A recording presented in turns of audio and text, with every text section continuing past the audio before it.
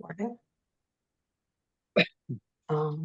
Following guidance issued by the governor regarding the open meeting law, this public meeting will be held remotely. Individuals wishing to participate may do so by using Zoom video conferencing. To join the meeting by video conferencing using a computer or tablet, please use the link on the agenda. And to join by telephone, call the number listed on the agenda and enter the ID and the passcode, and the meeting is being recorded. Great, thank you.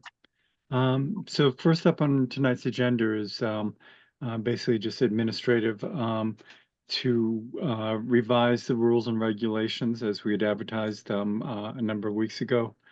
Lori, can you just basically give us an introduction on this, please?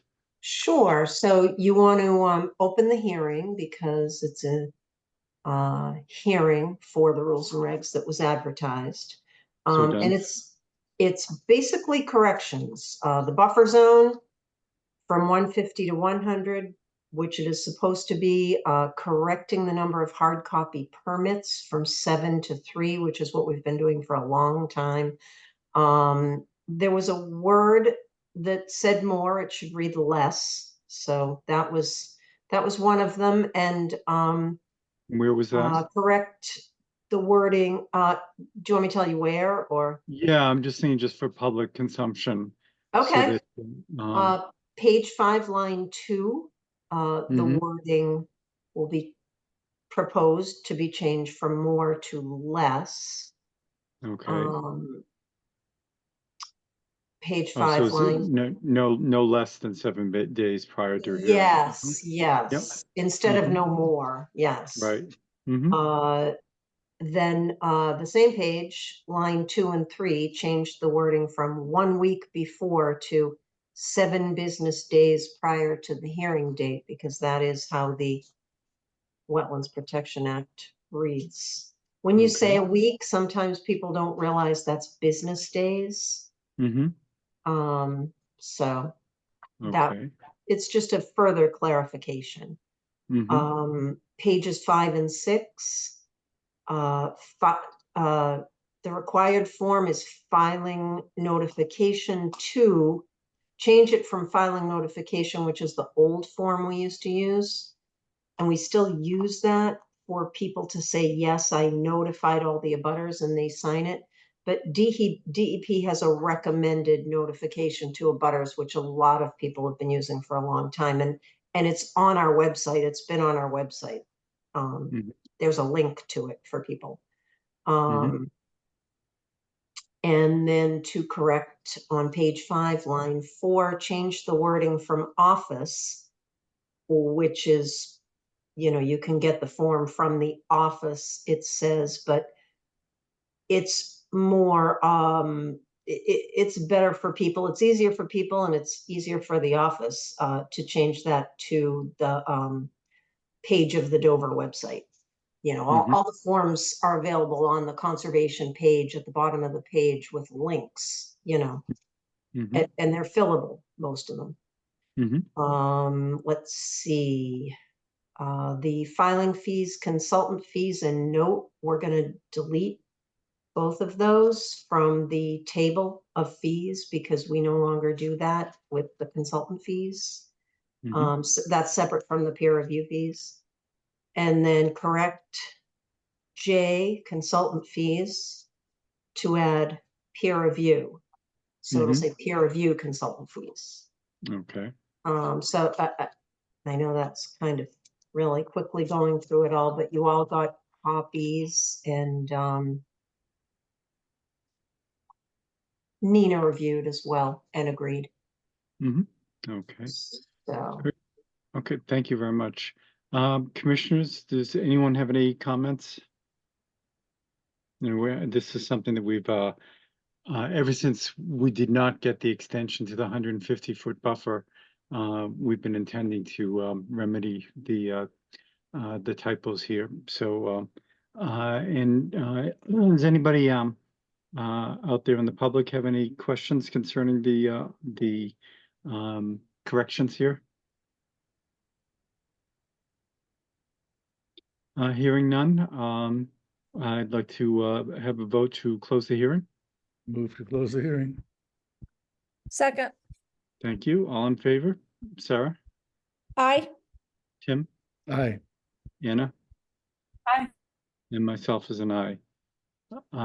Entertain a motion to accept the updates to the rules and regulations, chapter 263 as presented.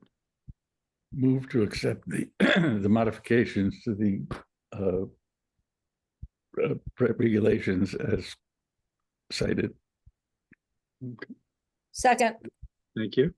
All in favor? Sarah, Aye. Tim, Aye. Anna? Aye. And I'm an aye as well. So done. Great. Thank you very much. And Thank you.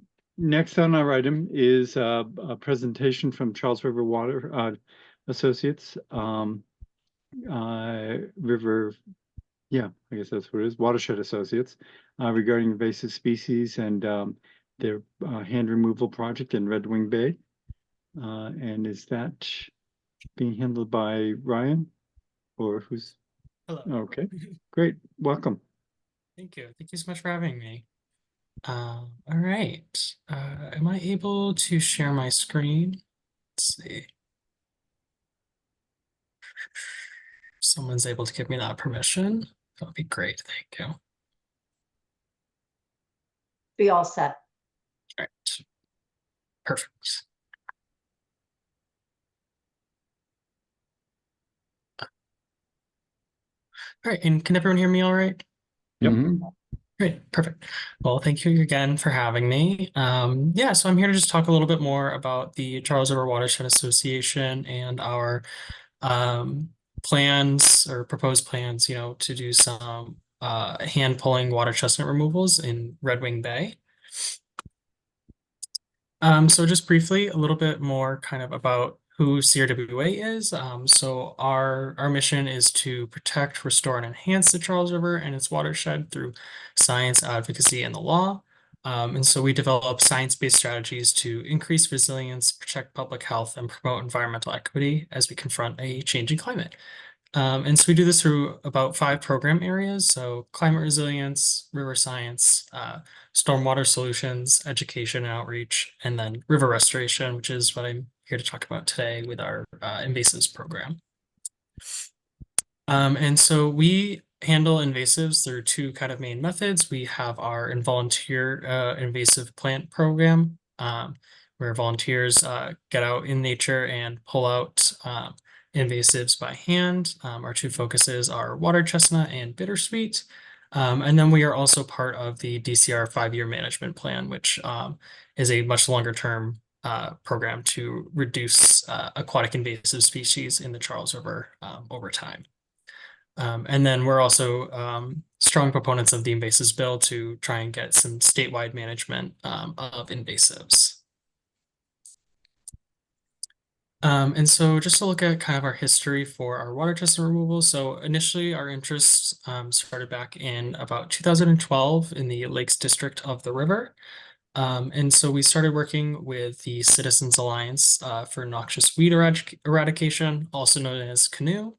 And they were organized in 2012. And so since then, CRWA and CANOE have been lobbying for mechanical harvesting funding for water chestnut removal in the river since 2013. We've also been doing hand pulling for many years since then. And so part of that comes from, we do a pre-season and post-season survey of our areas to kind of assess, what we're starting with in the start of the season and then what kind of we're ending with, and then we can kind of track that progress over time. And so that's kind of what this graph is showing. So you can see our back in 2013, our pre-season acreage cover of the river in the Lakes District, and then post-season after hand pulling. And you can see the general trend of every year we're able to clear more and more each season, and then over time we're seeing fewer and fewer water chestnuts coming back and covering less acreage up until 2021, 2022, we're seeing little to no water chestnuts return. So it's a very effective method. And so to do this, we work in tandem, like I said, with Canoe, but we also work with Paddle Boston. They're the ones who supply us with our canoes, and they allow us to get people out on the water. We work with a lot of corporate groups and community groups to mix up the volunteer pool. And annually for our Invasives program, we typically engage about 250 different volunteers each year, usually from like May to September time. And as you can see here, pictures of people, during the harvest hand pulling, and then after with the buckets of water chestnuts that they were able to remove that day. And then a little bit more about water chestnut and kind of what it is. So it is an annual plant. It grows from the bottom of the riverbed in the muddier areas of the river. And it typically sprouts up onto the surface of the water in June. So that's typically when we start our water chestnut removal program. And then kind of like underneath the leafy part, it has these little nutlets that essentially are the seeds of the plant that in mid to late August, those drop from the plant and then embed themselves into that muddy sediment on the bottom and then come back up the next year. And that's how it kind of spreads itself. And when we are pulling, like I said, our goal is to pull all the water chestnuts out of the river before the majority of those nutlets fall, helping to reduce the amount that can come back the next year. And when we are hand pulling, we do our best to make sure our volunteers are hand pulling the whole plant, including the root when they're pulling it up, gently, so as to disturb the sediment as little as possible, and as well as like making sure we're getting the entirety of the plant. And from this, we've found that it's a plant that can very effectively be managed with hand pulling year to year in different areas. And so because of this, our removal of water chestnuts in the Lakes District has been so successful, we've decided to now move on to different areas of the river that are facing this problem. And we've identified Red Wing Bay in the Needham Dover area here as our next target spot, essentially. And so we started seeing water chestnut blooms in the summer of 2023 in this area. And our concern is that it will continue to move down the line if it's not started to manage now. It'll continue to move downstream if we don't start to manage it now. There's an estimate of about 2.8 acres that we're looking at for our target area. And if you kind of look here on the map, you can see like these green areas here, that's, for the most part, mostly water chestnut in this area from the satellite imagery. And so these would be kind of the target areas we would be pushing volunteers to help clear. As far as a few logistics go, we're more than happy to notify any abutting properties of our work and what we're doing, just so they're aware and informed about what's going on in the waterfront near them. Some other logistics for planning on potentially hosting around 8 volunteer days with a maximum of 20 volunteers per day. So that's looking at potentially up to 160 volunteers. And that will run from June 4th to August 2nd. And we do those on Fridays from 9 to 12 historically. And as I said before, Paddle Boston is going to be providing us with the canoes for our volunteers to be using, and then we'll be planning to launch from the DCR boat launch that is located at Red Wing Bay. Parking is planned to be at the Bay Colony, off of Bay Colony Rail Trail in Needham. There's a new lot there that should be able to accommodate that with ease. And then as far as what we do with what do we actually do with the plants afterwards? Historically, we were able to compost it on site on DCR land. Right now, we are looking at 2 options that we have that we're trying to finalize. Ideally, we would like to be composting it on site somewhere, and so that we're in talks with the trustees who own land nearby to allow us to compost the water chestnuts on land there. And then if that is not able to work out, we've planned with DCR to have a dumpster on site that we can then collect the plant material in and then have it be taken and composted off of site. And then as far as DCR stance and support, it's, you know, in line with the Charles River Vegetative Management Plan. They're looking to promote conservation and recreational stewardship. You know, one of the big things about Water Chestnut is it really can narrow the riverway for recreational use and make it harder for boats and paddlers to, you know, navigate those riverways. As well as looking to reduce, you know, competition for native aquatic plants and species. You know, they cover a lot of space, they block light, making it hard for other plants to contend. And then looking to also, like I had mentioned, protect uninfested areas of the Charles further downstream, as well as help to reduce any kind of cross-contamination between water bodies with people who might be boating in one area and then move to a different, you know, lake, river without properly, you know, cleaning or washing their kayak, canoe, or whatever their boat is. And then by also doing these hand pulling, it helps reduce the need for any kind of mechanical harvesting and or use of herbicides to control water chestnut. And if anyone has questions, more so for DCR and kind of their stance and their work, we've been working with them a long time for this.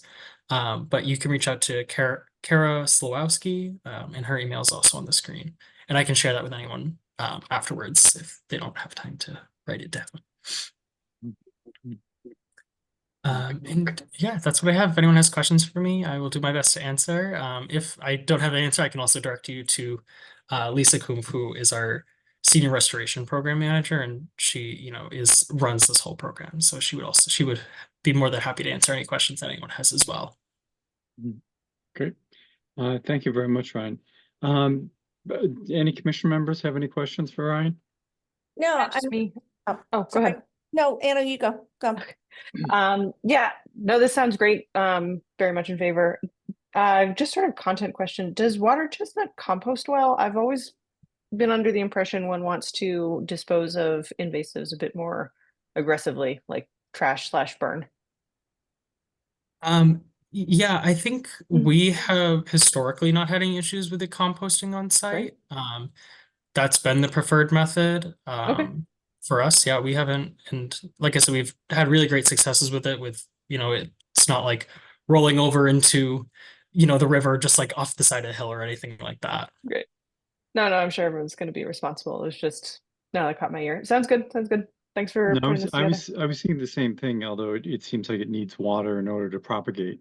So if it's on land. Yeah, it's like I said, the real big thing is getting it out of the water before those nutlets can fall, essentially. Because once those go down, removing the plant is good for removing the coverage, but you're not stopping the problem from returning the next year, essentially. And Sarah?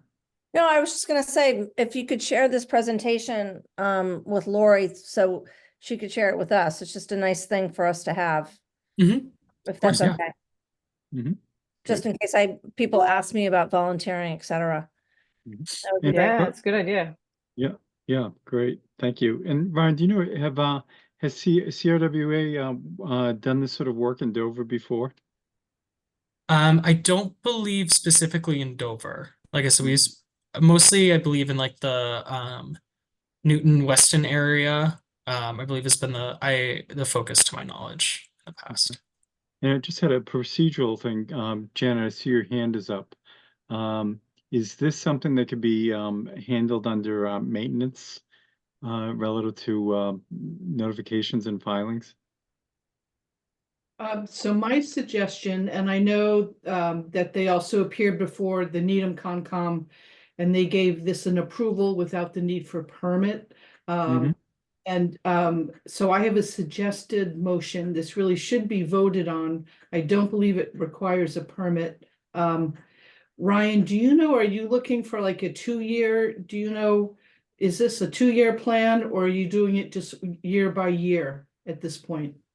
I would have to say that is a question for Lisa. I can ask her and get back to you. Can we just proactively authorize 2 years? Because you'll assume you pull most of this year's stuff. You'll have something to get through next year. I love this presentation, but can we just give you 2 years? Yeah, I mean, yeah, I see no problem with like a preemptive 2-year. I'm sure Lisa would be very favorable for that. Okay. Jen, your hand is still up. Do you have Oh, something yeah, to add? so this would be my suggested language to the commission, that you vote to approve the project as presented with a finding that it is ecologically beneficial with no negative impacts to wetlands and no further permit is needed, and the approval is good for a 2-year period.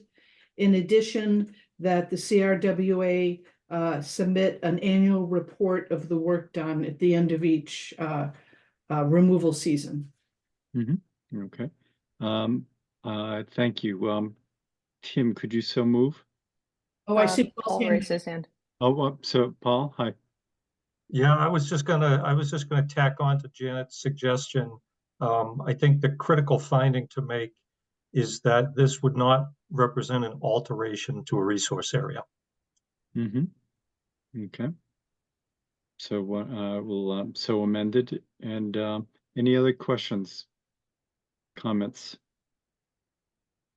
Okay, Tim, if you could so move on the following, on the preceding, excuse me. So moved. Okay, Second, great. Thank you. All in favor, Tim, Aye. Sarah, aye. Nina? Is that me? Yeah, would you vote in favor or against? Yeah. Aye. Okay. And I'm an aye as well. Excellent. Thank you for the presentation. And that would be very helpful if you could.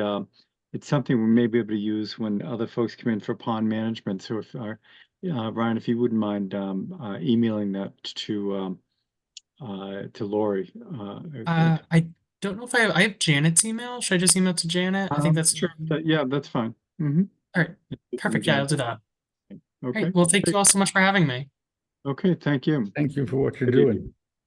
Thank you. Yep. Quick question. Oh, yeah. Actually, it's directed to Janet. Janet, can you send me that motion that you read off? Sure. Thank you. Okay. Well, Thank you. Have a great night, everyone. You too. Bye-bye. And let's see. We have an 8 o'clock slot for 12 and 14 Miller Hill. And we have 5 minutes. Anybody want to talk about the weather? Anyway, is there any objection from any of the folks from 12 and 14 Miller Hill to start this a few minutes early? It looks like we have everybody. No objection from our end. Okay, then why don't we go ahead and start? Paul, why don't you fill us in where we're at? Sure. I probably want to turn it over to Steve, but basically, Steve and Chris and I met a couple times, I think, since we last met with the commission over Zoom. And Steve has prepared pulled out some language from the restoration plan talking about success standards. If you recall, last time we stopped short of really getting into that. Steve hadn't really developed it. We had talked about it. So Steve had drafted something talking about, how would success be measured, and then B, what would be the standards applied for what is a successful restoration. And he's got a 5-year period for that. The second thing that we dealt with since we last met, which I would suggest we put aside for the moment, is the question of comparison of what's proposed to the Dover replanting, restoration planting standards and some other towns, which Steve and I have both dug into. But if it's appropriate, I think it probably makes sense to ask Steve to summarize his success standards memo that he put together. Okay, thank you. Go ahead, Steve. You have the floor. So yeah, thank you, everybody. Thanks, Paul. Yeah, so I think even before the last meeting, there was a version of the success standards that were in the latest version of the restoration plan. And since then, Paul and Chris and I had met several times and went back and forth on, some of the points in there and kind of fine tuned it down to what it is now. That's in the memo I sent to everybody probably a week or a week and a half ago now. I'll just go through a summary fashion and then we can kind of get into it if, to any points that anybody wants to make. But it's essentially, we're going to try to do it, in the most objective way and quantifiable way as possible. So we have it where it's essentially tree counts in all 5 years, years 1, 2, 3, and 5, where we're basically counting how many trees of the trees that were planted, they'll be GPS located and tagged, and we'll repeatedly go back to them over the monitoring periods and assess each tree. Are they alive? Are they dead? To meet, certain standards. And that's for the tree cover, where the actual tree is alive. We're also going to do some type of a percent cover analysis as well. I was going to do that with set test plots that we could GPS locate, put a marker in the ground. So it's a verifiable spot that anybody can go back to and, check the data on and, do, 30-foot intervals of what the tree cover is and then compare it year to year, how it's expanding, at each location, and then take an average of that across the entire site to kind of get a good sense of what's happening, at those locations, and then do an overall tree cover analysis. That's a little bit more subjective, but the purpose of that is to just kind of see how if there's any blank spots in the site, or if there's parts of the site that don't necessarily get captured in the randomized test plots, to see if there's something else that might need attention, in a different area, or kind of informs things differently. And then invasive species cover will also be part of that assessment to look at, how well the invasive species management plan is doing. For the standards, for the goals, I have it set at 90% survival in year 1, and that goes down to 80% survival in year 5. So we're hoping, it's a little above the baseline for what most people look for. We're putting a lot of effort into making sure these trees live, a lot more so than on most replication sites or restoration sites, where you really monitor it heavily for the first year or two, and you baby it in the first year and kind of hope nature takes over and everything does well. This restoration plan is more intentional, and bigger trees are being put in, and there's more care and mulching and protections being placed on the plants to try to ensure success at year 5. So that's kind of the summary of what's in the success standards. I can go into any detail or anything if anybody wants. Steve, you want to mention, excuse me, just mention ahead. briefly about the restoration wheel? Oh yeah, so I have that in there too, and I mentioned that I think at the when I first rolled my concept of the restoration plan out. It's something that the Society of Ecological Restoration uses. It's more of a subjective analysis. I'm not intending it to be a success standard. It's more of a tool to compare the site over time. So you basically look at it in year 1 when you first construct everything.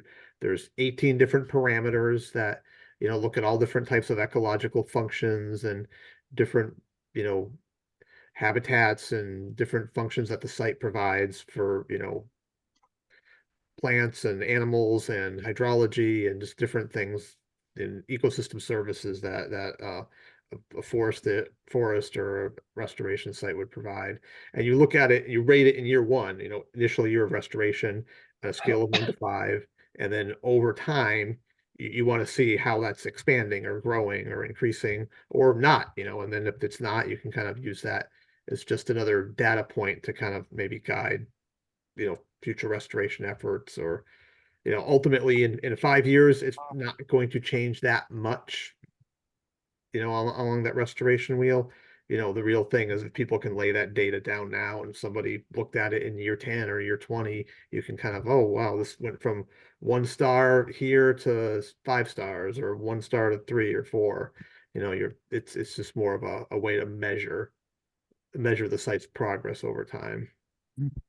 So that's the kind of the intent of the restoration wheel. It's more of a novel informational thing as opposed to a standard to try to meet in, 5 years into the project.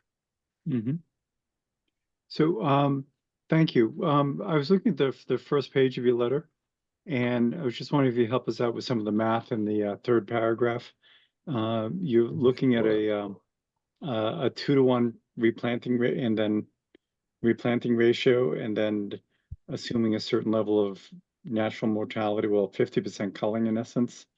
And then that 75% number, is that including any potential trees that are still there now, or I'm just curious how? Yeah, that's including, I mean, the trees that are there now are not insignificant. There are some, but in the overall number, it doesn't include that number. I used all trees to, I think, to come up with that number. This is just my way of trying to quantify that we're intentionally taking care of the plants more and putting in larger plants than a normal restoration site gets. So there's some natural mortality that can happen, and the site will probably still be fine.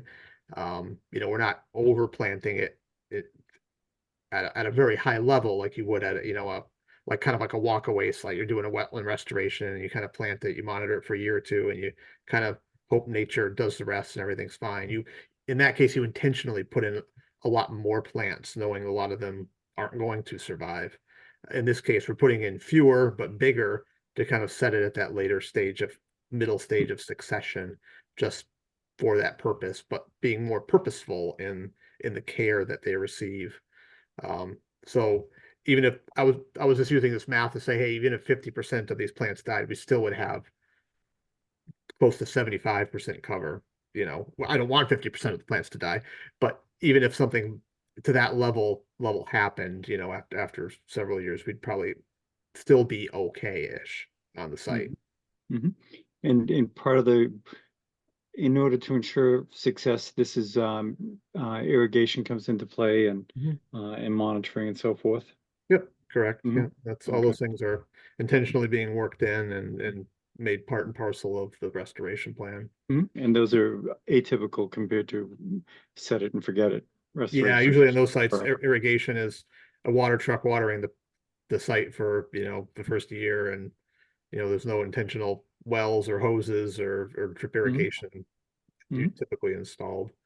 Okay, good, thank you. sorry. Janet, you have your hand up? Yeah, sorry to interrupt, but I just got a text from Amy and she is waiting to get into the meeting. So Lori, if you could let Amy in, thank you. Yeah, so is Ken Soderholm. Yeah, Amy sent me a text and said she's in. I don't see her. I'm getting some of those probably because I logged in the last time when you weren't here, Lori. So Right. I have 4 people. It's showing me 4 people. Okay, I see them now. Okay. Great, thank you. Okay, and let's see. I saw Francois had his hand up. Was that just? It was also about Vince in the waiting room. Thank you. Oh, okay, great, thank you. I'm in now. Thank you. Oh, okay, there we go. And folks still popping up here. Okay, Paul, you had sent a letter out with your take on this to date. Can you fill us in, please? Yeah, I mean, I think, as I said, we had talked about this a number of times. I think it's reasonable, I had really wanted to have Steve just lay out these numbers because, there obviously, there needs to be a clear yardstick. There needs to be a clear approach, in terms of quantifying this. I do like his pre-established plots, which will actually he goes into some detail about, those locations will genuinely be established in a random fashion, and then markers set so that anyone can go back and do that analysis, because obviously when you're looking at alive or dead is pretty straightforward. But things like percent cover, you know, is a judgment call. And, you know, honest people can disagree. But I think he's done a pretty good job of specifying exactly how that would happen. And you know, and it's very transparent in my view, which is really what I want. It's transparent and it's reproducible. So, and then you know, and then there's the basic success numbers, you know, as Steve said, 90% survival after 1 year, and essentially 80% survival of individual planted tree stems at year 5 and the in-between years as well. So And was there something, I'm sorry, go ahead. Well, no, I was just going to say my main, you know, my main focus was really for clarity and specificity in terms of measuring success, and I think he's done a reasonable job of doing that. And was there a question about shrub planting versus what may or may not have existed prior to the trees coming down? There is, we could jump to that. That was part of what I had put in. Steve had done some math on that, which I looked at. I thought his math was on the mark. And there's, let me find that because I can get the numbers. So basically, so the Dover restoration guidelines talk about, you know, trees, 1 tree, 1.5 to 2 inch caliper for every 150 square feet. So when you do that math, you come up with 1,029 dBH inches. What's proposed is 838. So that leaves a deficit of 191 dBH inches for trees. So again, 1,000 versus 800 in rough numbers. In terms of the shrubs, the guideline talks about 1 shrub for every 80 square feet. And then, so again, doing that math, you get roughly 1,100 shrubs. And then what's proposed is 160. So there's a much larger deficit of 900 plus shrubs. My comment on that regard, though, was that you know, this was a closed canopy forest, and you know, I think the shrub density, you know, I think was probably not up to, you know, 1,100 shrubs within this area. Also, there are a number of shrubs that are still remaining underneath, and those that are there have really taken off. I haven't been there for a little while, but even when I was there, not too long after the clearing, the understory was becoming very thick. So it's really a different character of an area right now than when it was certainly treed and even immediately after it was cut. So bottom line is, I'm not sure it would make sense. I don't think it would make sense, frankly, to plant another 900 shrubs. And the shrubs that are there now, are they native, or what are we dealing with relative to invasives, and also the ability to, you know, normally shrubs are planted in order to control invasives, to supplant them from coming back. What are we looking at on the site right now that prevents that? Steve, you've been there more recently than I. Yeah, most of I mean, a lot of the shrub cover that's come back is native. A lot of it was either, you know, tree sprouts or shrubs that were cut as part of the tree cutting that have, you know, come back from the roots, and they're pretty robust. I mean, there is invasive mixed in there. We have all that called out separately. We have different mapping and all the invasive areas mapped, and those will be treated and removed as part of the restoration plan. But, you know, the area right now is, you know, turning into a scrub shrub habitat, you know, relatively quickly, which you'd, you know, expect, you know, a year, 2 years after cutting. But it's pretty much native stuff, and that's pretty much stuff that was present prior in the forest understory. And what sort of things are those? Oh, I have to go look Species-wise? at the list, viburnums, some hop hornbeams, which are, in between the tree and the shrub area. Mhm, So a little bit of mountain laurel, not a lot of that out there. mhm, Some Witch alders, hazel, I recall. witch hazels, some birches coming in, gray birch. mhm. They're gonna be So shrubs all going up. pretty positive. And then are you viewing the saplings that are sprouting from some of the trunks to be are you viewing the shrubs or as potential trees, or where are they falling? Well, I'm counting them as trees. I mean, they're shrub size now. Mhm, mhm, We're gonna train them and select, the biggest leaders and try to get them to turn back into trees as quickly mhm. as possible. So I'm counting them in the tree zone, even though they're not fully trees yet. And do you find they have a greater likelihood of success coming out of something that was there in the first Yeah, place? they have the root system already in place to get water and nutrients from a much bigger area, and all those mycorrhizal associations are already there. It's an established plant. Mhm, Obviously some species stump sprout better than others, and some don't at all. But mhm, the ones that are there that are stump sprouting at this point are doing very well. mhm, But of all that were cut, I think there was 30 some odd that actually got to the point of being successful stump sprouts. But mhm. the ones And that are there, we're gonna the try to take care DB of. the DBHs that are referenced, Paul, in your letter, are those for the entire site, or is that just for areas within the buffer? That's the entire site. It is, okay. And is the proposed planting the proposed planting density is the same throughout the site? Yes. Okay. And do we have specific trees proposed for some of the ones directly in the wetland that were removed? Yeah, there's a step. I mean, it's a subset of the planting plan, but the wetland restoration is its own planting zone with only wetland trees going in it. Okay. Um, let's see. Are there, Paul, anything else you'd like to add to this?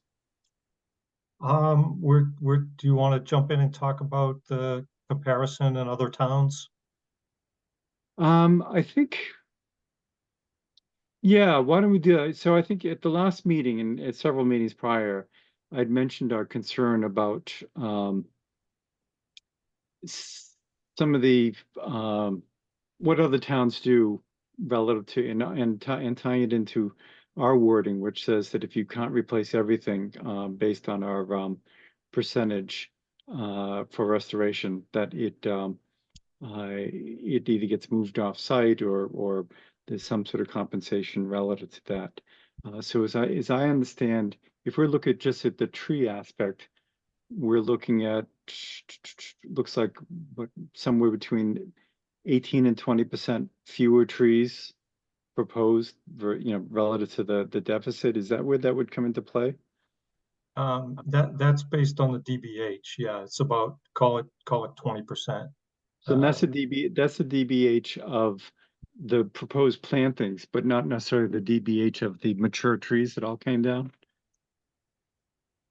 Right. Well, the Dover guidelines, talk about replacement of, 1.5 to 2 inch trees. So Right. Steve did the math based upon, 1 3/4 inches. Mm-hmm. And so that's how your guidelines are written. And they're literally the same document that is used by 4 other towns: Framingham, Weston, Wellesley, and Sherborne. Although they all have 1-to-1, the Dover is I think it was meant to be 1.5 to 1, although there's a typo that says 1-to-5. Right. Mm-hmm. But I assume it meant 1 to 1.5. And then so Needham is a little bit different. Needham only counts 6-inch DBH or better, and then they talk about replacement trees have to be a minimum of 2.5-inch caliper, and they have a stem ratio of 2-to-1. So they say you need 2.5-inch caliper, and you need twice as many as you cut. So you can clearly end up, if you cut big trees, you clearly end up with a DBH deficit, but you double the number when you do that. the most stringent, and I will say controversial, tree preservation ordinance is Newton just passed one just several months ago, and they have a sliding scale of what you do for trees. So tree with 6 to 25-inch DBH is 1-to-1 replacement of DBH. 25 to 40 inches, you have to go 1.5 times DBH, and it goes up from there. And then where it's not practical to do that, because if you think about, if you had a 26-inch DBH tree, you'd need 39 inches of replacement DBH. So you'd have, 13 3-inch trees, which oftentimes is simply doesn't make sense. So Newton actually has a payment in lieu of planting sliding scale, which is, I put in a couple examples. A 6-inch tree is about $2,200. A 30-inch tree is about $12,000, and a 50-inch tree is about $23,000. So, and Newton, they have some other provisions in there, which, as I said, are pretty controversial in Newton at the moment. But that's kind of the I'll call it the strongest tree replacement ordinance that I'm aware of.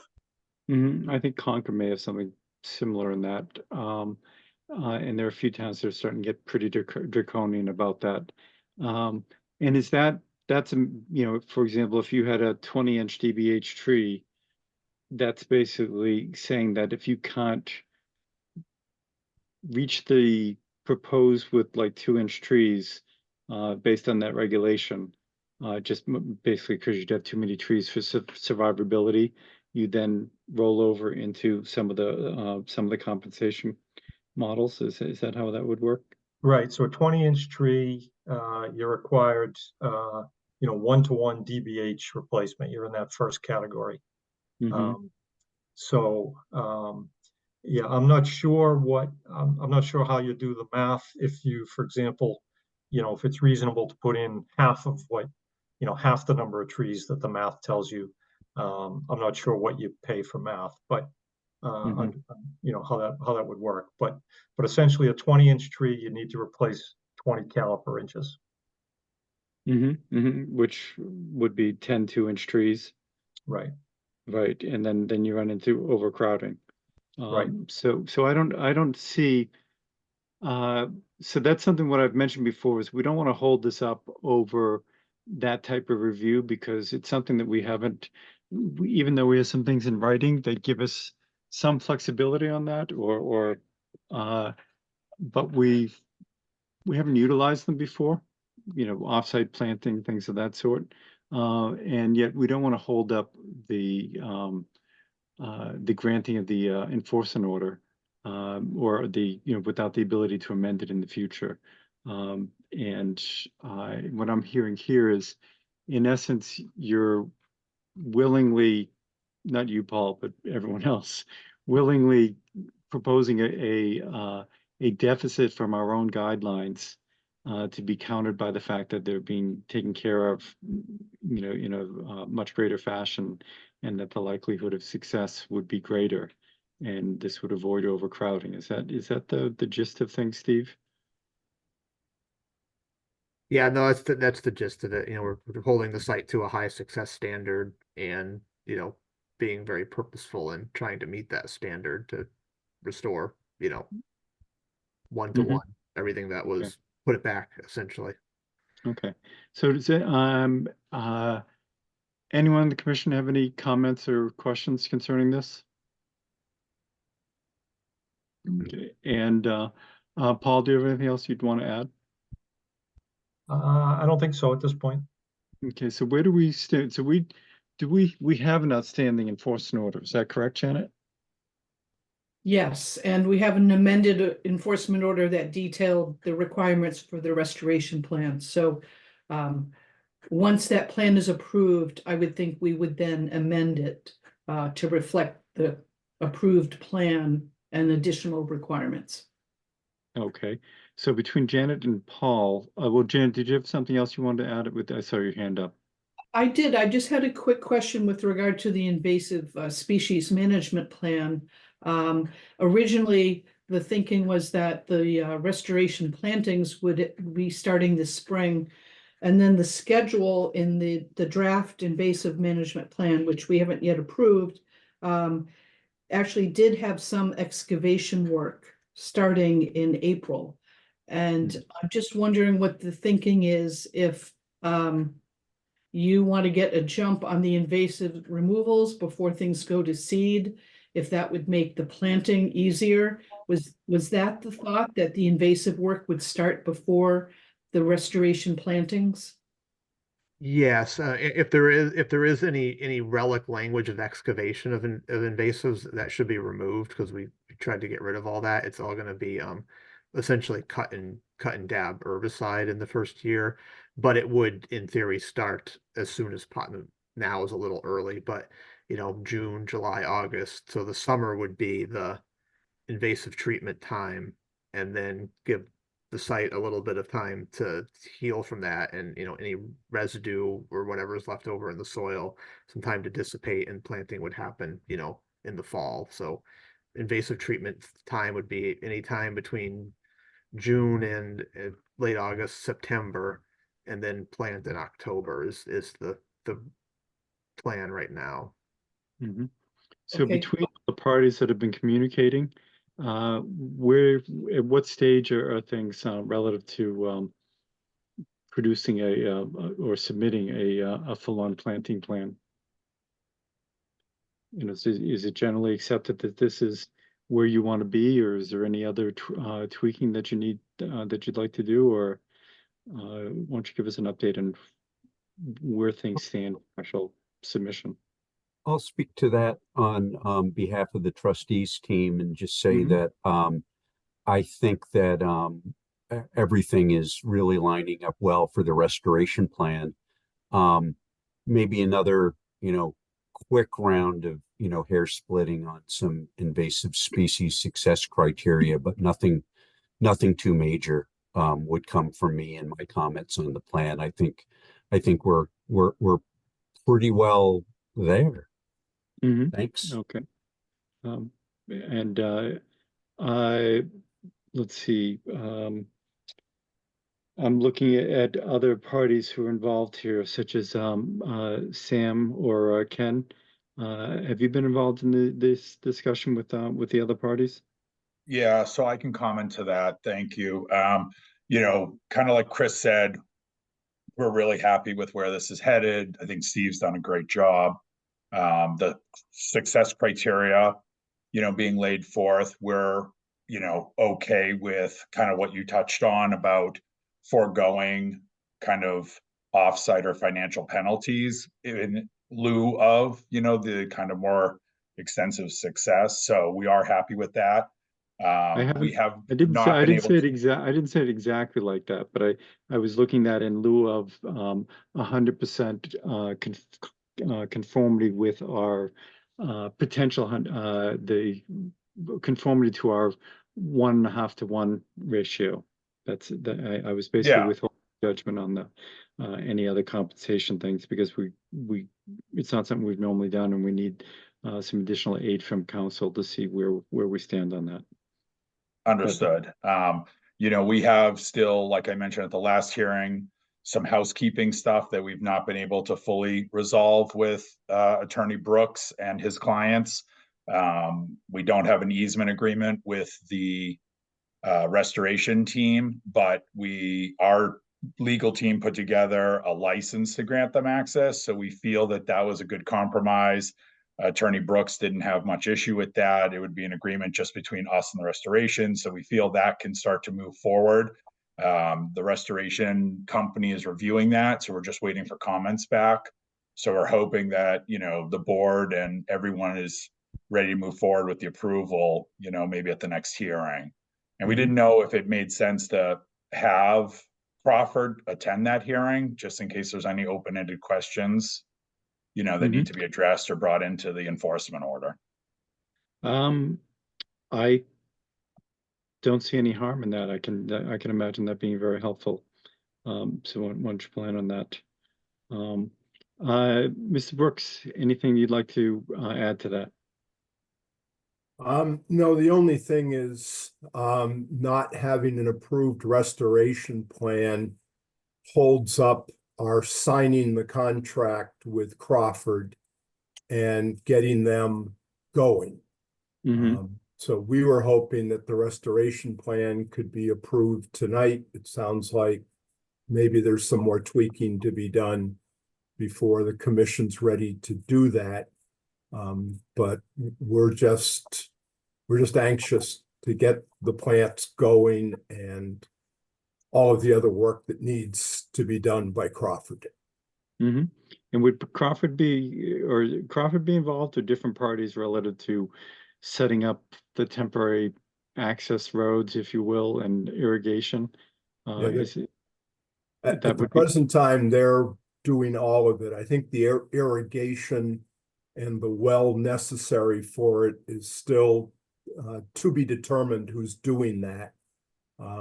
But that is part of the bid we have from Crawford for them to do it. Okay. Janet, your hand is up. Yeah, one other issue I think that needs some further discussion, not lengthy, but the commission does have a regulation that prohibits the use of pesticides and herbicides unless there is no other alternative. The original invasive management plan back in December outlined 8 different treatment options. 1 was chemical, the other 7 were non-chemical. And I think the commission would need to approve a waiver for herbicide use. And I think further discussion is needed. Clearly, there are at least 8 invasives. Some are more dominant than others. And so I think probably to get a handle on those, some herbicide use is needed, but I'm not sure if on all of those. Some of them, there are just trace amounts of invasives, and the goal is to eradicate, and hand pulling can be very effective with small areas. So I think perhaps that could use an additional review, and then maybe a formal request to use herbicides on some of the invasives. And I would think that the trustees also would need to approve the use of herbicides on the land on their CR. Mm-hmm. And Chris, you've had a chance to review this from the beginning. Do you have a off-the-cuff response relative to the trustees' view on herbicides for some of the invasives enumerated? Yes, the trustees team is supportive of the plan and the use of judicious use of herbicides. So in other words, careful, moderated, judicious use, targeted, selective, not like wholesale broad scale herbicide use. That is the best management practice for managing invasive plants, hands down. Okay, thank you. And so, Steve, you had mentioned cut and daubing as your primary manner. Can you review our waiver wording and review in light of Janet's comments, and then have something ready for the next meeting for a waiver request? Certainly, and I'll also add too that the herbicide use is only intended in year 1. Everything after year 1 would be pulling. Oh, that's good clarification. Thank you. Let's see. Are there any other comments? Mr. McGregor. Thank you. Good evening, everyone. On that last point, the Rollinses are in favor of stem dabbing and foliar application of herbicides. We are in favor of putting a finer point on it than judicious. And we're familiar with foliar and individual stem dabbing, and that will be fine. Mhm. So we anticipate supporting a variance or waiver Mhm. for that purpose. Okay, Uh, thank you. Secondly, we'll want to echo what Mr. Brooks said, is we were hoping for the substance of the amended enforcement order to be approved tonight. That means moved and voted, and that these other details be provisional, or if you will, approved, subject to those details being worked out. We have dedicated ourselves on the Rollins side to make this thing happen. We actually came up with a license, a unilateral license to the Crawfords and gave it to them, which has all the permissions they need to carry this out, and envisioning this restoration plan, these contractors, and these number of years, and the further access needed to monitor or replant or measure. And that license would go to the Crawfords, and by the way, it would be slightly revised to go to Goddard. So they have full access now and for the period of time for this restoration. And we're in favor of the commission actually approving this direction, this momentum, this substance of this order amended to adopt this plan sooner rather than later. Okay, thank you for the input. Jen, I know Paul, we just got your review of things on Monday. I don't know how many commissioners had a chance to read that, although we went over it in fair detail this evening. Jen, do you see just administratively in essence, this would be an amendment to the existing enforcement order that would become the ruling document, and also leave open the ability to have additional amendments in the future. Do you see that as, do we have a document that is acceptable and ready to move with the understanding that it can still be amended? I haven't drafted anything. I do think a closer review of the herbicide waiver request would be part of the approval of the restoration plan. And could we approve the restoration plan with acknowledgement that a waiver request would be coming in as an amendment? Well, I guess as a document of record, I have the last revised draft was April 1st, 24. Have any changes been made to the content of that?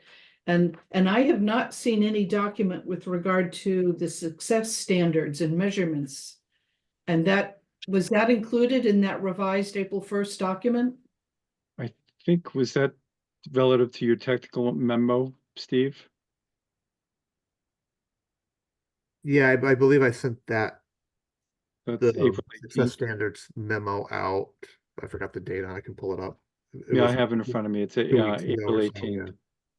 Okay. Yeah, so the restoration plan, as it was submitted on April 1st, the things that were changed or would change to it is the essentially insertion of what's in the memo as the success standards for the success standards section.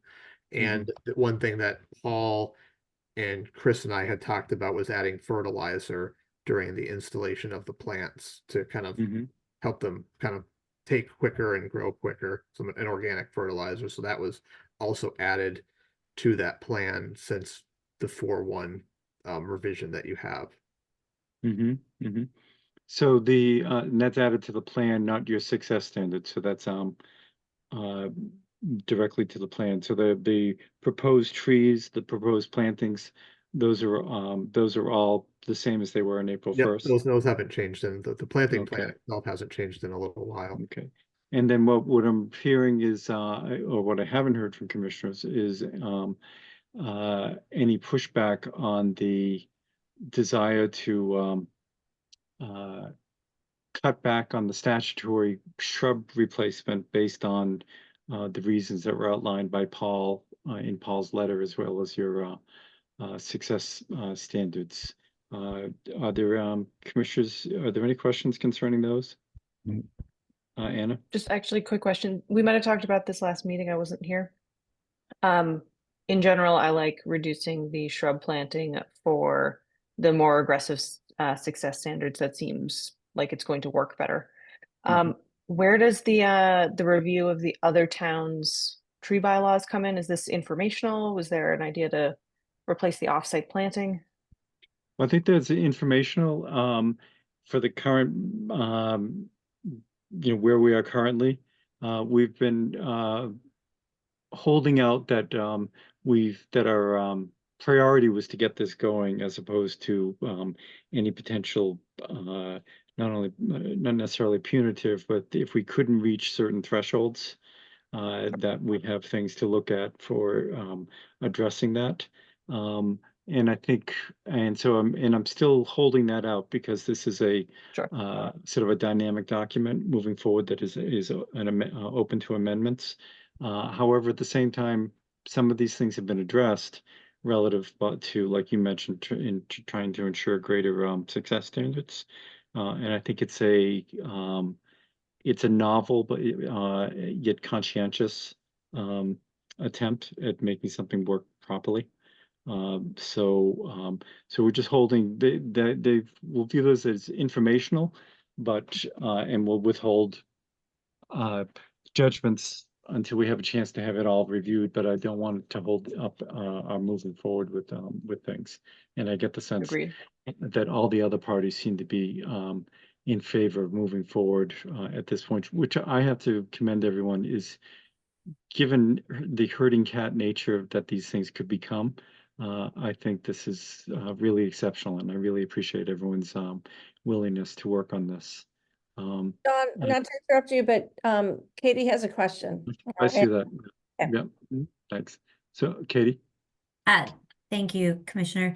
If the commission is inclined to move ahead and vote on the April 1st restoration plan with the insertion of the success standards that Steve previously circulated, in addition to making a note of a further amendment regarding a waiver for the herbicide application, we'd also ask again that there be a call out for future amendment for additional success standards for the treatment of non-native invasive species. That was one thing that I think Chris, Paul, and Steve were going to continue to circle back on, but we're happy to proceed with the vote on the restoration plan and allow that conversation to go forward with an understanding that if there's additional success standards established, that the restoration plan and the enforcement order could be further amended to include them. So I think, number one, this is such a far-ranging project that trying to have it all in one place at one time is difficult and maybe even difficult to comprehend in one chunk. So I given that dynamic nature, as I've mentioned, and just what Kate just called out as well, I'm in favor of moving forward with the April 1st plan with the addition of the April 18th memo and any additional work that gets presented to us on an ongoing basis per our requests or all the other parties' agreements, so that we can add those things as we go along, is something that I'm starting to feel more comfortable with, because I just realized there's always something to be added and we don't want to hold anything up. Janet, you raised your hand? Yeah, so my suggestion would be that the commission proceed and approve the ecological restoration plan dated April 1st, with the exception of the Appendix C, which is the invasive species management plan, and that be further discussed and reviewed for herbicide use approval. I think that ties in with your timeline, Steve, in terms of you wouldn't be starting that for a month or so anyway. Is that right? Well, yeah, and it could start a little bit later too. That's okay. Treating early is not necessarily the best thing. So okay, then I feel like I'm at an auction house. So we're about to put the gavel down here. Commissioners, does anyone have anything they'd like to add to this? Okay. Tim, do you want to, do you want to, you can either accept what Janet just said Sure. and move on the consulting agent's Yes. suggestion? Okay. Sure. I move that we approve the restoration plan with the conditions outlined by our agent. Okay. Thank you. Thank you, Sarah. Okay, all in favor? Sarah? Aye. Tim? Aye. Amy? Aye. Anna? Aye. And I'm an aye as well. So this is a major step, folks, and I appreciate everyone's working together on this. And we will schedule, if you can request something, Steve, from Lori, let's address the invasive plan and waiver next for next our next hearing, and that will pull everything up to date on that. Yeah, I'll try to pull a meeting with Paul and Chris, and we'll go through what some of the concerns were and address it. Okay. Okay, great. Thank you very much, everyone. And I don't know, go Pats. I don't know. So I think let's move forward on this. Thank you. Thank you Okay. all. Right, Good thanks, night. everybody. Aye. Night. Night. Okay, let's moving on. Let's move to 14 Hamlin's Crossing, relative to a restoration plan. And I imagine that would be Joyce.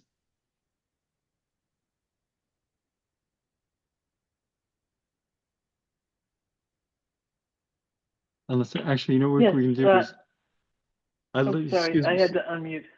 Yeah, I saw that. No, and it's fine. It's funny because you still looks like you're mute, but I hear you fine. Janet, was there anything you want to add to kick this off? Just a quick summary. A restoration plan had been submitted for the unpermitted removal of trees. The commission did a site visit on the 17th. The proposed restoration plan did not meet our buffer zone restoration guideline criteria. That's where we are right now to continue that discussion. Okay, thank you. Okay, Joyce. Right, so we had proposed to plant a certain number of trees, and we wanted the commission members to observe what the site looked like. And we are putting together a proposal that will eliminate some of the proposed trees to include shrubs on the southerly slope of the planting area. I'm going to share my screen if I can.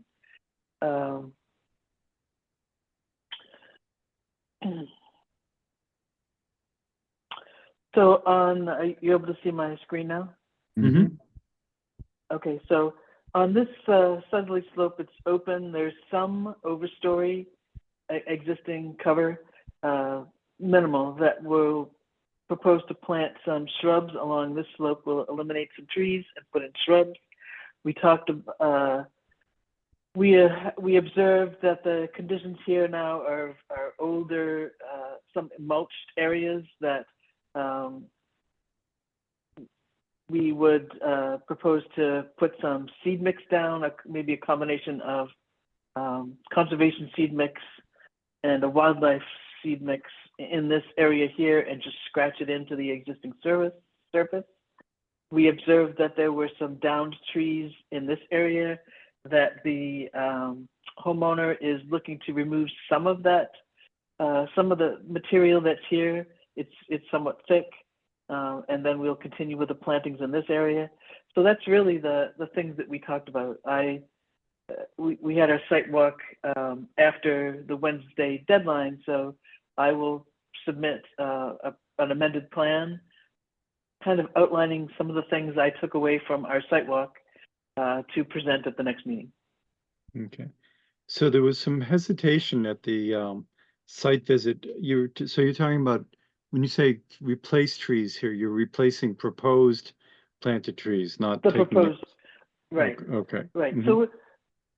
So So just from listening to, what the commission was observing, we decided that we would take away some of the proposed tree plantings and just a few to convert that to provide a little bit more diversity for shrubs. And I will give a few species so that they could plant that along that slope.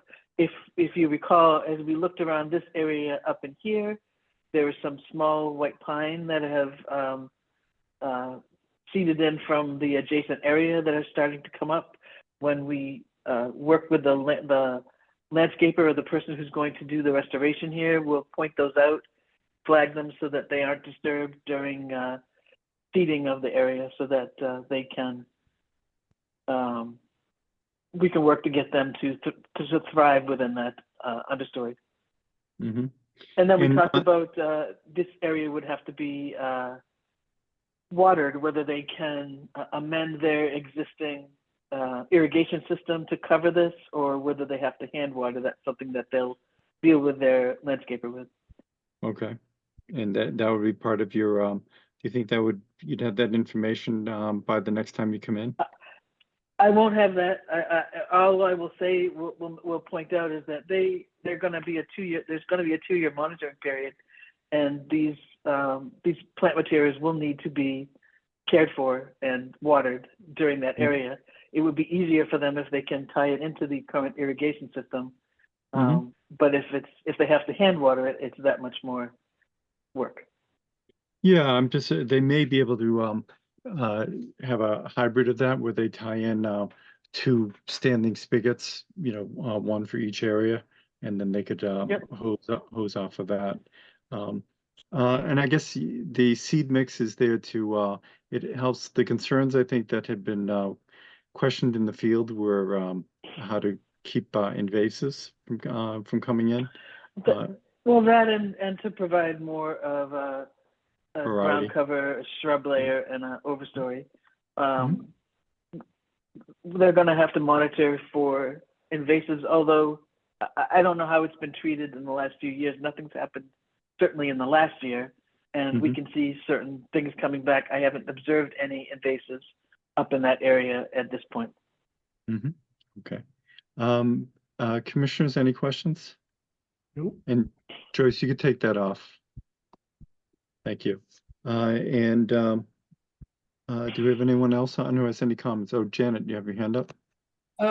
So Joyce, if you could, so your restoration plan was kind of sparse. It was about 1 page. If you could go back and look at the enforcement order, it was very specific in terms of what needed to be in the restoration plan, specifically with regard to monitoring and survival. Okay, yeah. So if we can add those. Great, thank you. Okay. Great. So do you think you'll be ready for the next meeting, Joyce? I believe I will be, yes. Janet had a question. Oh, this is a super minor point. The plan says 15 Hamlin's Crossing. I think it's 14 Hamlin's Crossing, unless I am completely wrong. No, you're right. It's 14. Where does it say 14? It said 15 on the overview plan you just put up. Just on the margin on the right.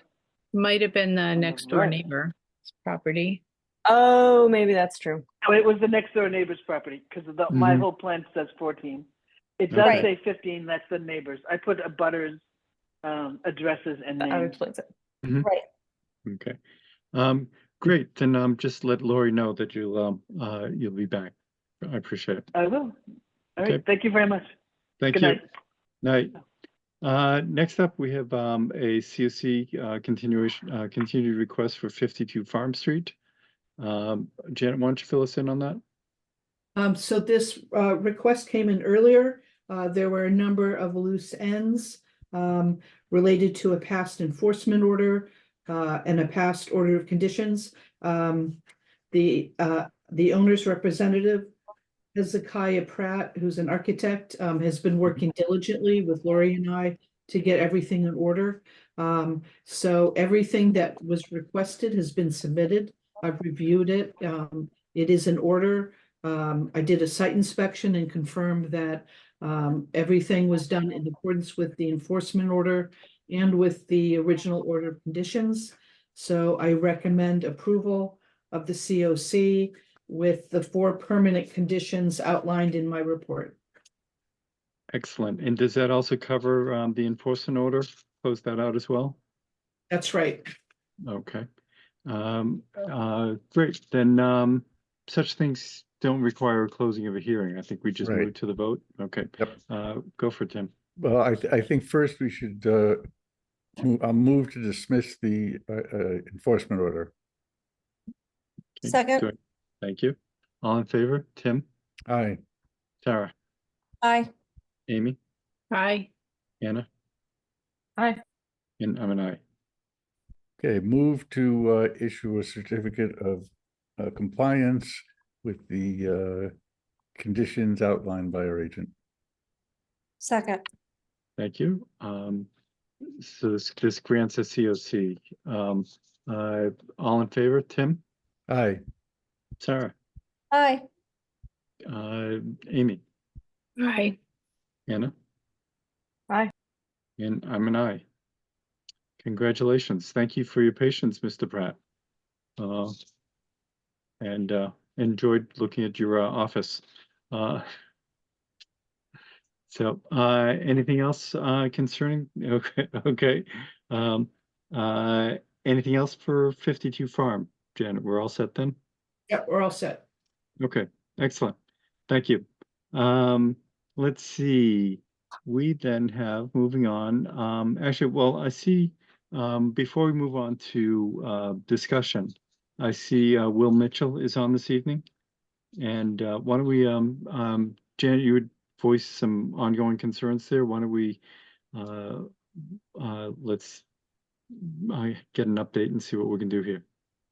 So just to recap, Will Mitchell had filed a request for determination for a small expansion in his driveway and a circular drive adjacent to a small pond, a potential vernal pool. Jim McLaughlin and myself did a site inspection just to make sure all the previous approvals were done appropriately. We discovered a wide range of violations, including fill within the 25 feet of 2 wetland areas, filling of a stream. You all received my site inspection report about a month ago on that.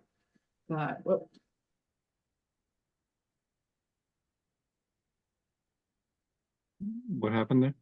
I just turned my clock was going off. Sorry about that. Oh, thanks. And then Will came to our last meeting. We had there was still quite a bit of construction going on in the front of the property. And we had given him permission to finish the stone wall work adjacent to the foundation, but to hold off on any other work until we received a restoration plan. You also did approve the enforcement order at the last meeting. I had been in touch with Will. I was concerned that the required erosion control had not yet been installed. We've been having a lot of rain. There were signs of runoff and sedimentation into that vernal pool. I had talked to Will and thought it might be productive to have him come tonight just to get an update from him on how he's doing moving forward with the restoration plan. And then also if there is any other kind of emergency site work that he feels needs to be done. Can I just interject? Is this in regards to 31 Springdale? Yes. Okay, because that was not, you said his first name, but you didn't say the address. So I just wanted to be clear on record. Yep, This is what no, we're talking thank you. about. Okay. So Will, why don't you bring us up to date here, please? Hey guys, so we did the silt sock, so that's in. When was that done? Today. Okay. And I guess I just misunderstood in the last meeting. I know that I wasn't going to go forward with the Circle Drive because I know that that was contentious. But my goal was just to kind of start cleaning up the site and, installing some of the materials that have been stockpiled there. So we finished the wall. That was great. We did some driveway pillars that had been sitting there, and Janet called me and said, it looks like you're doing the Circle Drive. And I said, no, we put pillars up because, that was the design we had. And, we're not continuing with the Circle Drive, but rather than store those somewhere, we put them up. So I'm not sure if that's a problem or not. But going forward, we're just kind of continuing to clean up some kind of the rocks and debris and that kind of thing in the hopes of, cleaning the site up. And then also, I don't know to what extent the commission needs to weigh in on, what's going to happen on kind of the street side. Because for right now, it's just dirt. And obviously we'd like to, have grass there. So we were thinking about putting in some sod. We just didn't want to jump the gun. Is that to the left of the driveway or to the left and right? It's going to be along essentially the whole front of the property where it's kind of been chewed up with us having to park there. So Janet, you talked about a restoration plan.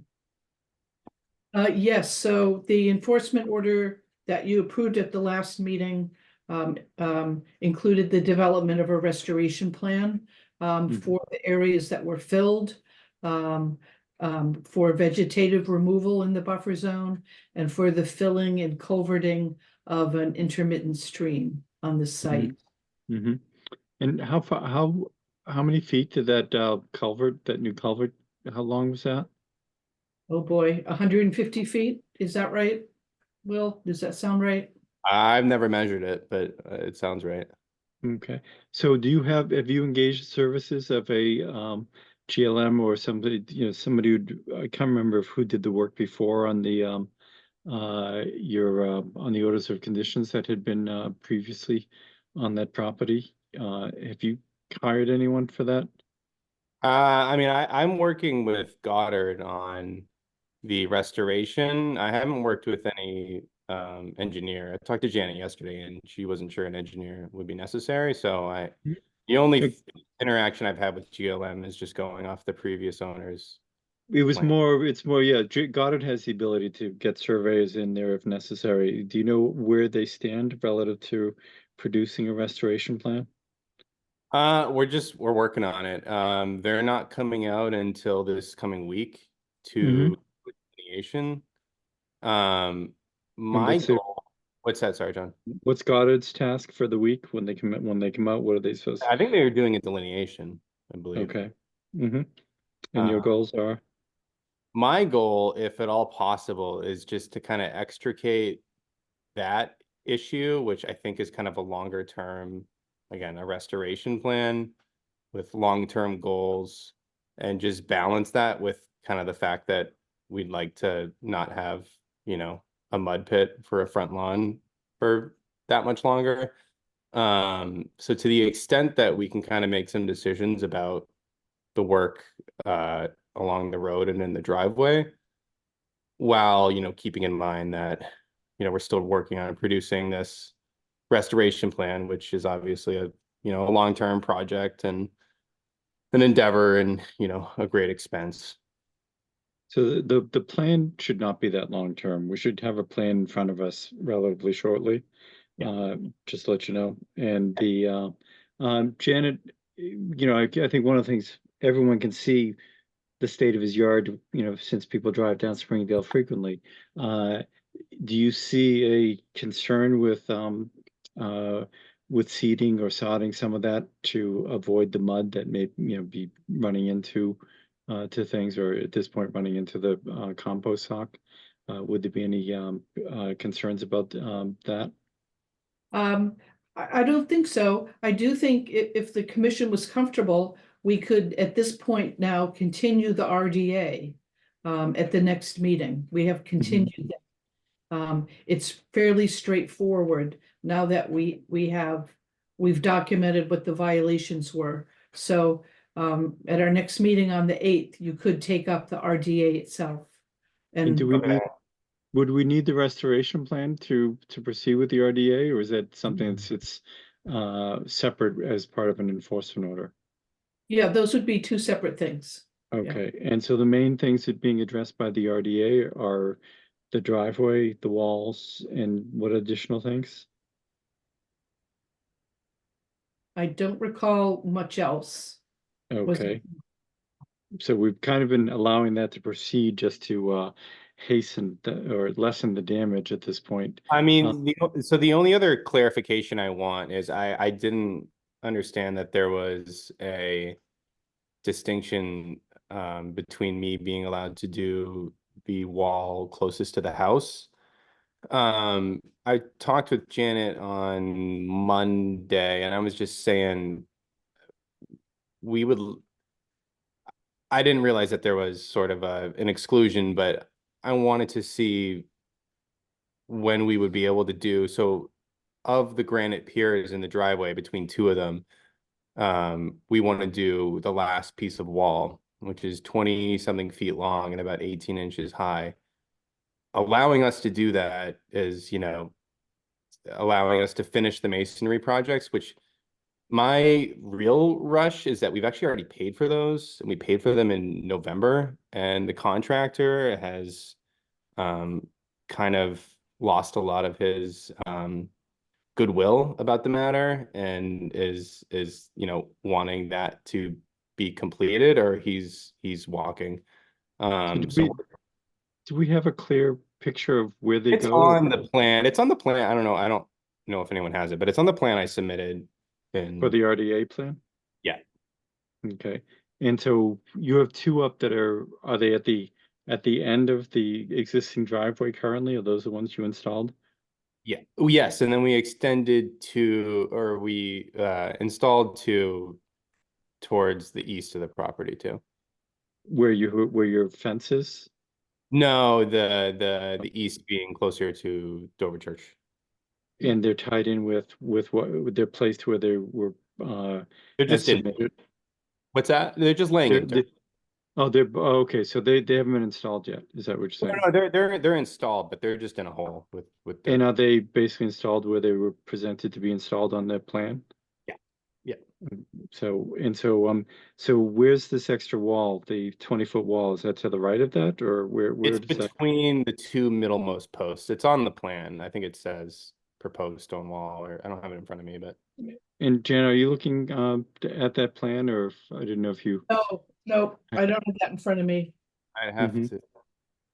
So I mean, part of that, Will, is we're trying to tidy this all up and then have, then come back to the RDA. Right. And then give you permission to move forward on that. It's just a question of, John, that we would have to move the rocks, you know what I mean? So we'd have to take the expense to move the rocks, which, almost entirely, the entirety of my property is in the buffer.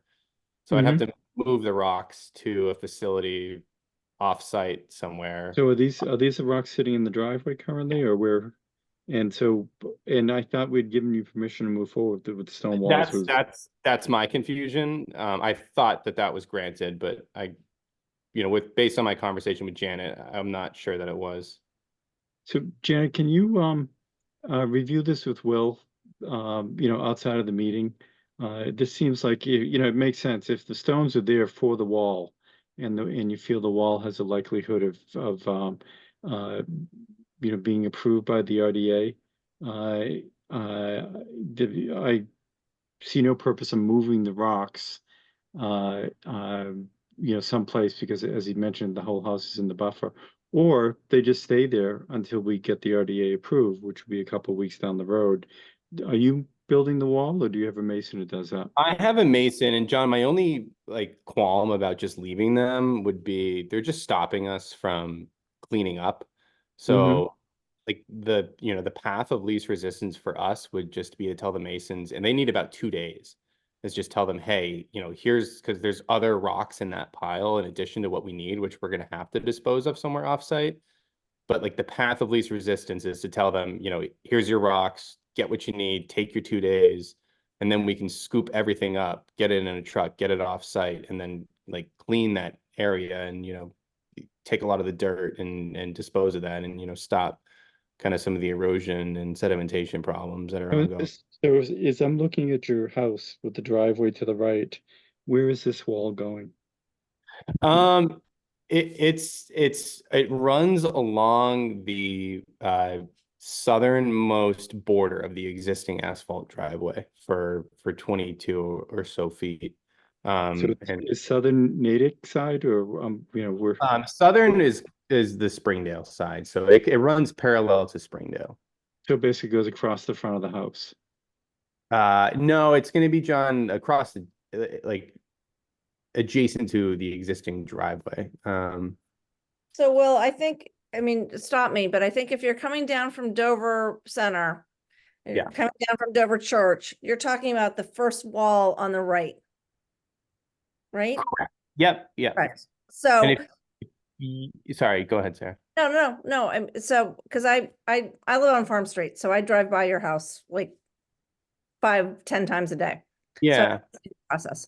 I have the plan if you guys don't Yeah, why mind. don't you go ahead, yeah, that's what, why don't you, if, Laura can give me permission. Janet, did you have something to, add there? Yeah, so I found the plan too, so this would be helpful. So my notes from our last meeting is that, well, so there are two stone walls shown on the proposed plan. One is along the foundation of the house. That was what the commission said, that work could be completed.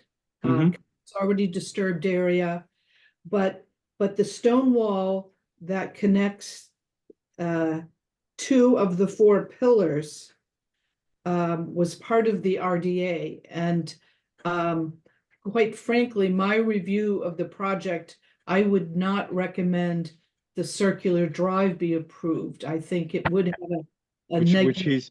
he's pulling out. He's agreeing with you there. He's not planning to do the circular drive. Oh, Is that correct? well, I thought that's part of the RDA that we should probably discuss. I don't think he's pulled that out, but my point is that if we don't approve the circular drive, you may want a larger one opening. Yeah, I'm not too worried about that, Janet. And I Okay. know when you saw like the pillars that had gone up, you were worried that we were going to go forward with the circular drive, but that's just to kind of give us the look we're going for, and whether or not that curb cut is there is, largely irrelevant. We'll just put, like a cedar split rail fence between the two posts, just so it kind of gives us that look, but, is not going to be accessible to anyone trying to drive through there. So 'cause we Will, have this- Will, why don't you share the plan, Yeah. please? One sec.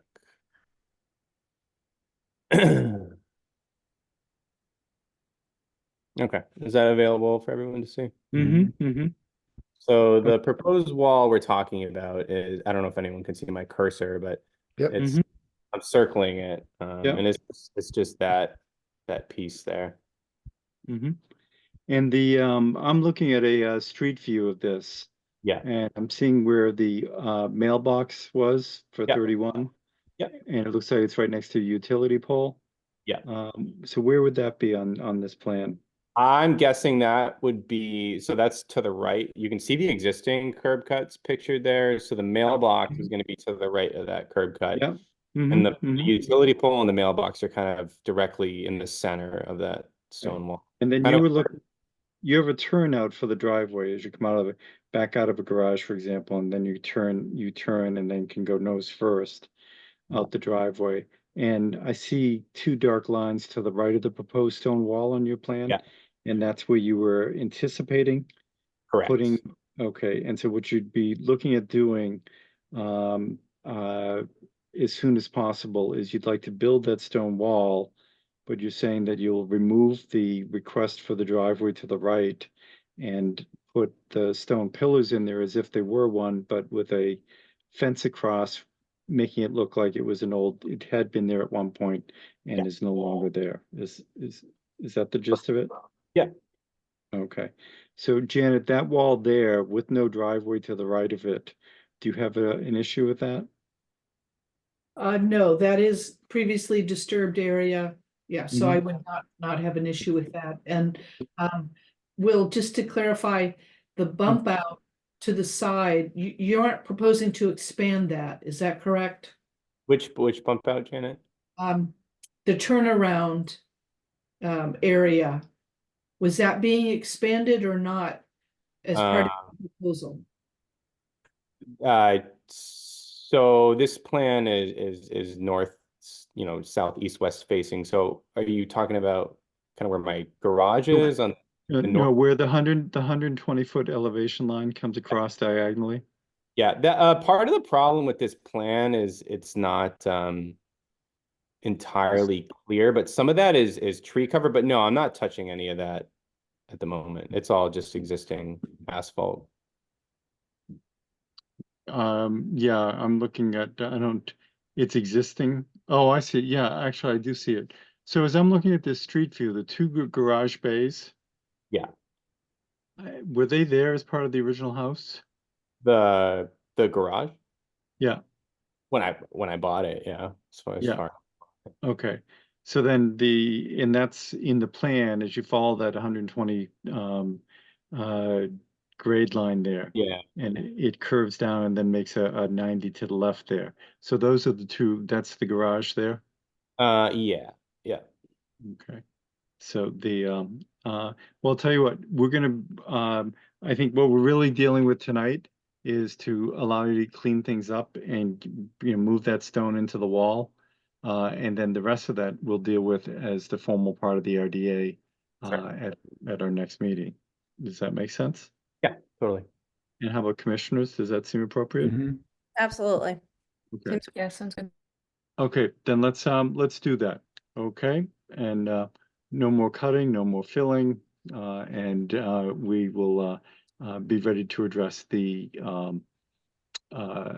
completion of the RDA at our next meeting.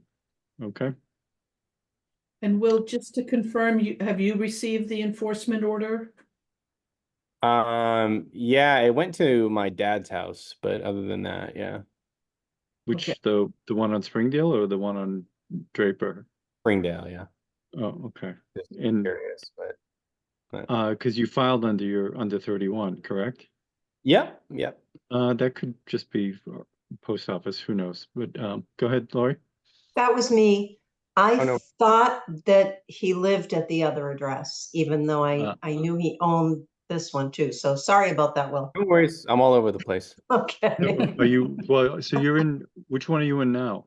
31. Yeah. And you're sleeping there now? Yep. Us and the raccoons. Okay, good luck there. Okay, then we'll see you in a couple weeks. Okay. Sounds good. Thank you. Okay, let's see. So we're covered. We're moving on to discussion. And let's see, I guess that looks like we'd be dealing with that would be you, Anna, for the land transfer warrant.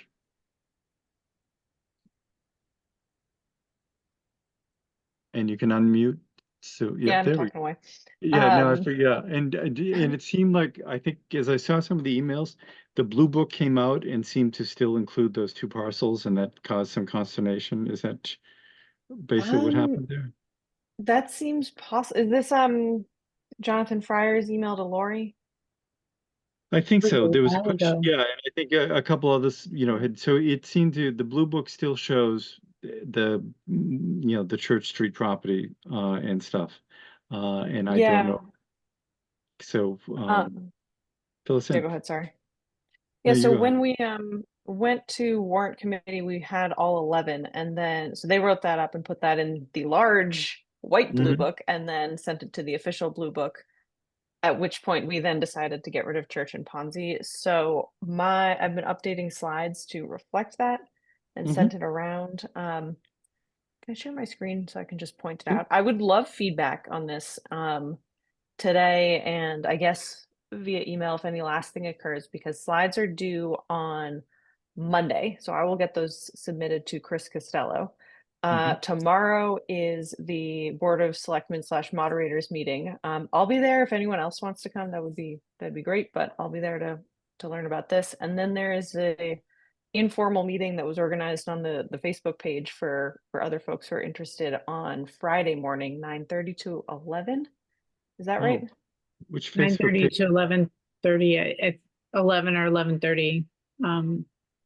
It's not clear to me that it's gonna be like a recap of the open hearing or whether it's just this is what a town meeting is. But anyway, I noticed it on the Dover Mass Facebook page, so I forwarded it to Anna.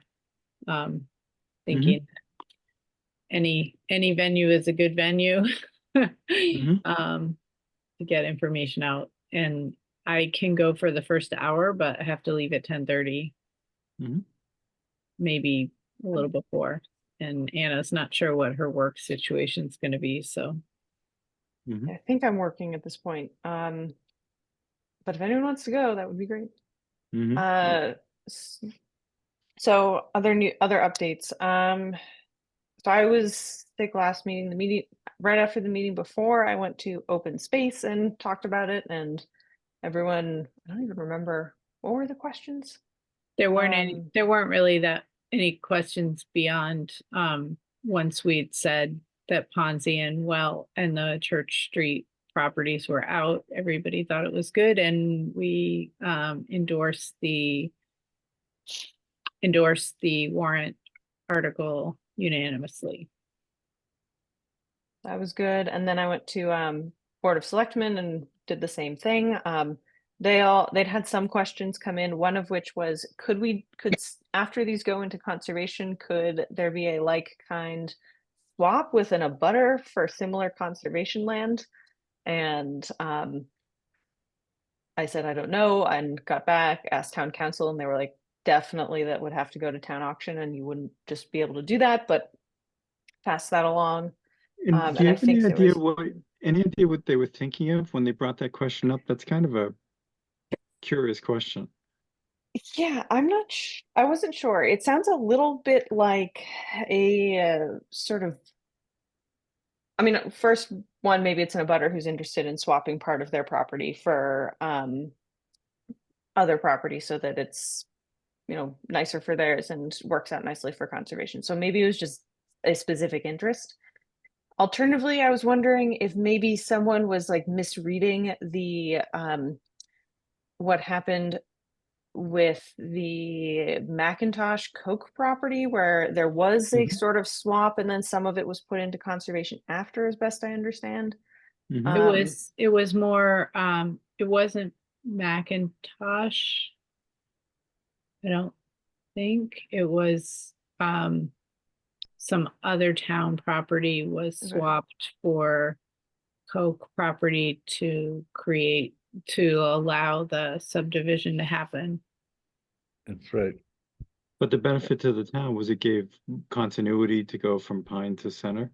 It wasn't that part of it. Yeah, so there was a clear benefit for both. Yeah, it was. I don't know what the benefit was, but there was. There was, and it went through town meeting. It wasn't an easy process.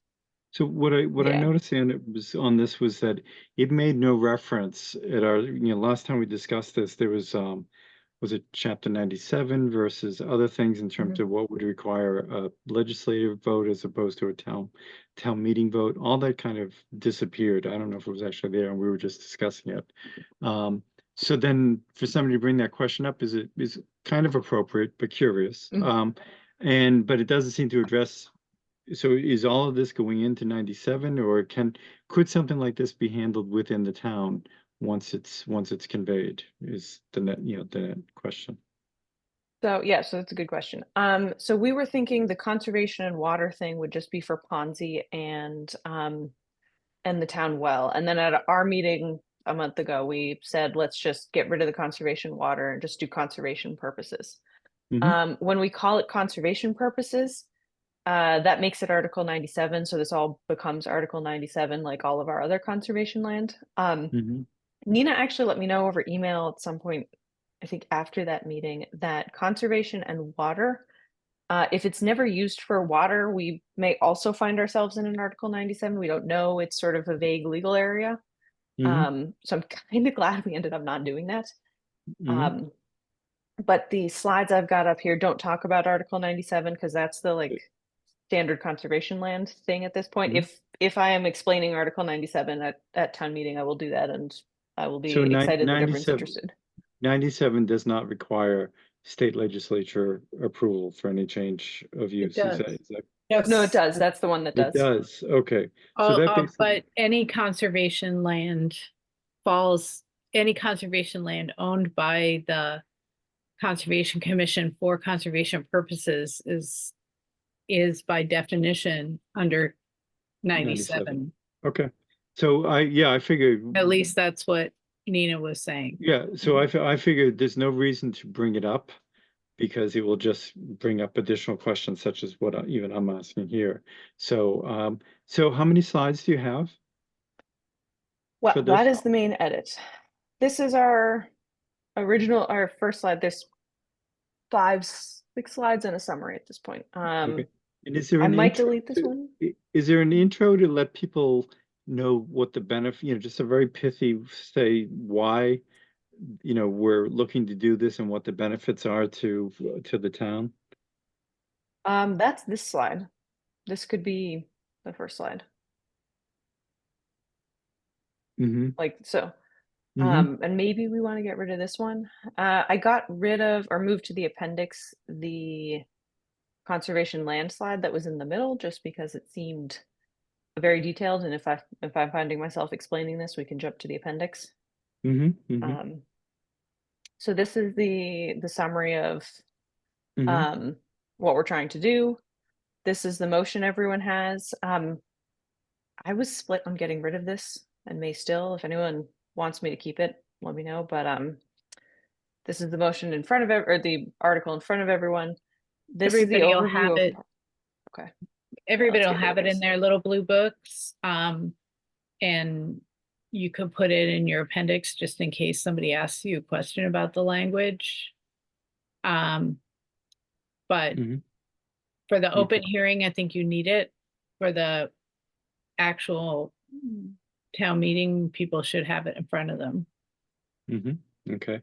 So then this overview of parcels does not include any of the water parcels, and the 86 acres is exclusive of those. Is that correct? Correct. And this is where I'm going to need to talk about that and say your blue book has 2 parcels that, after public comment, we've gotten rid of for this year. That's the Mhm. Haven Street and Church Street. Haven Street is Ponzi land. Okay. So then we're Do you looking want at to say not transfer, or do you want to say postponed? I think not transfer. I don't want to give I'd people the rather idea. transfer. I really don't want this to get tied up Fine. into things. So so basically what we're saying is that 86 acres were actually donated to the town, some of which included conservation in the first place, but it wasn't clarified. This would be like over on Haven Street. Is that right? The 86 includes Bridge Street, which was purchased. Okay. Mm-hmm. And then Amy, were you going to say something? I think we bought Valley Farm too. frankly. Okay. But 67. so Valley Farm is included in the transfer of the top ones? Yes, Valley Okay. Farm and Ponzi was the only one that was donated. Yeah. So I think the idea is that let people know that we've basically been managing some of these anyway. So Yep. Oh, and sorry, Go Ponzi was the ahead. only one donated, so this needs to go. No, because Ponzi is part of, oh, no, Ponzi's the water. I think. Ponzi's not part of this. hold on. Let me find my deeds here. Well, regardless, Ponzi's not involved in this time through. No, is that I know. correct? I'm just trying to find my deeds to make sure that I have the other ones correct. I thought Macintosh was donated. No, we bought Macintosh. It was a chapter 61 purchase. Oh. And which one was Macintosh? Well, It's the Macintosh, one- they might have given us one and we purchased the other I'm so just- that it where- came out. where- for a- Where is it? I'm just trying to. Oh, I'm sorry, it's Nose Hill. Okay, so It's I think listed as that- Center Street in the blue book for what it's worth, Okay. because they're in the So, Center Street. yeah. No, so but let's- it's the let's- Snows, it's part of the Snows Yeah, Hill, we'll just maintain, because my whole point in this is on trying to Snows Hill. I'd like not to the make sure that we way. clarify this right from the get-go, that much of this is consolidation of properties that we already manage. And so Right, that, don't we say that in the highlight? let's see. Boom, boom, boom, boom, boom. No, it's not, I don't find it particularly that clear. And I think I think that would help people recognize that this is more administrative, that, you know, that many of these properties we currently actively manage. But they're not owned by conservation, they're owned by the Board of Selectmen or something. You want to swap those two phrases? Yeah. Yes.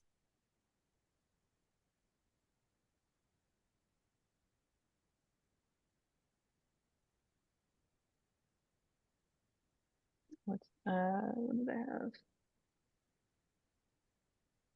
have? They're not technically conservation land of Land, you said land No, but functioning, town land Yeah. functioning as conservation land. Yeah, or managed by conservation. I Well, think we we don't, just manage Valley Farm and nobody else. Yeah, I think, but part of it, you know, the other ones we probably haven't because we just as, don't have as time. conservation land, you lost the conservation. Mhm.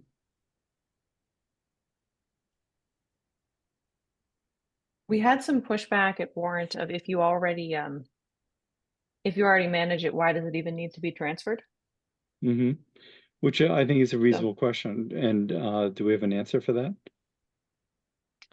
Partly this is just cleaning up administrative. It's our conservation land operating budget is supposed to go to Concom land. So if it's spread out around town, it's sort of not the right allocation. Mm-hmm. I think, yeah, okay. But also, if it's not formally designated and accepted as conservation, it's not protected as conservation.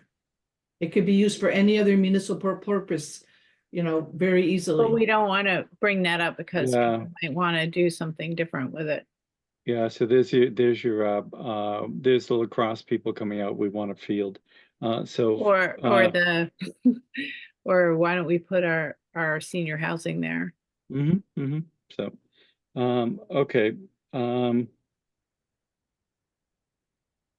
Getting too long. I'll just leave this. Yeah, no, I think part of it, I was just looking for a point that the fact of making, like, some of it is contiguous to existing conservation land. Or, you know, just to admit that can be done verbally, just to let people know that it's already being treated as conservation land, which is what you kind of alluded to there. Yeah, I did out the math. 96% of it is the 3 parcels that are on Main Street, Wakefield or Wakeland Drive, and Chickering Drive. So okay, yeah, so I think that's a very crucial thing. To sort of, Chickering. Oh, I'm Chickering wrong. it Chickering is. is next to Army Corps. It's next to Army Corps, yeah. yeah, so I think that's something even to verbally emphasize as you're going through the slides. You know, just to say 96% of this abuts conservation land. Okay, great. Yeah, why don't you lead and put this 117 acres at the end like you have with the other ones? What do you mean at the end? Just start out with 96 contiguous acres to Up at the top. land. Yeah. No. I don't. You could start it that way, but I mean, start that bullet point. I'm sorry. Start the bullet point with 96 and then put the 117 after. Yep. After like you have for the, so we're parallel. Okay. So everything. I want that to be on one line, but it's not like. No, don't just leave Don't worry about it. Don't Don't have worry about just make that. You don't need total acres. You can just say 117 acres. Yeah. Fine. Okay. And I've got 2 examples because I wanted to make it real for people, but not do 9 of them. Right. Valley Okay. Farm and Wilsondale, I thought were solid. And what is that showing me? Where's our conservation land that's now abutting then? It's Is it abutting 8-20? Hill and the Lyman CR. Yeah. Okay. And it's across the street from the Wilson Way piece. Okay. Or, I mean, it's down the street slightly from Wilson Way. Okay. And then our summary slide.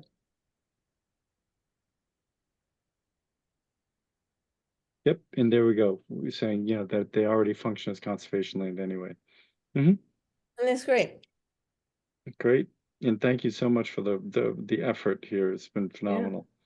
Yeah. I think Beautiful. Awesome, Anna. Thank you. Thank you. I'm so excited for this. We will. it will It's be only interesting. taken 20 years. I found Justine's original Yeah. memo, which on some of the tax taken ones, it was 2004. Wow. January 2004. She was asked to look at them in, she and Henry and a couple of other people who probably aren't even alive anymore. Okay, so next, So Oh, thank you, last thing on Anna, for this. getting it over the finish line. yeah. I mean, the almost next- there. We got the big deadline next. Yeah. At the moderators meeting, I'm gonna ask, unless anyone feels strongly against this, I'm gonna ask, if we do find ourselves debating individual properties, if we can try and ask everyone in line, because I'm hoping we don't have a line, but maybe we do, what their concerns are and try and vote everything else to approve everything else and then do individual debates. I would like to get as much of this across as I can, but if someone's like, They- no, Wilson They way. probably won't move to vote until the line is finished. Unfortunately, the way it Yeah, typically okay. goes. Yeah, But so. We need, Um, John, we need you and Jim to pipe up and quash any developers that think they're gonna get a deal. Well, and I think so. The main thing is, from what I understand, outside of, you know, obviously, Valley Farm and things like that, these the tax taking ones are all wet. Is that correct? They are.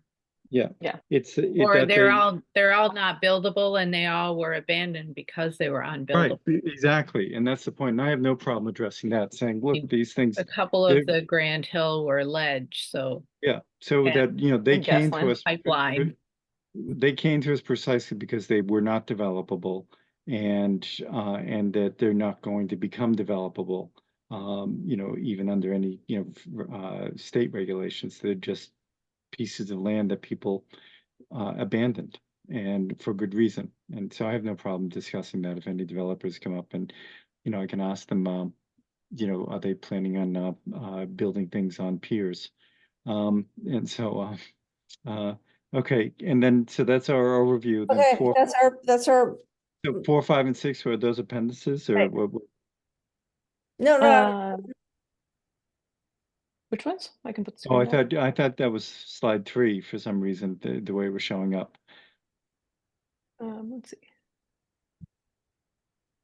S- So then this ends at slide 6. It's only 5 slides if I ignore the title. Right, so And no, I was then looking, the other 23 are appendices. okay, so I was just looking at the, like the last one up was the flow chart. Oh, and then the ones beyond that were just to show the examples. Got it. Okay, got it. Okay, thank you. Awesome. Yeah, good.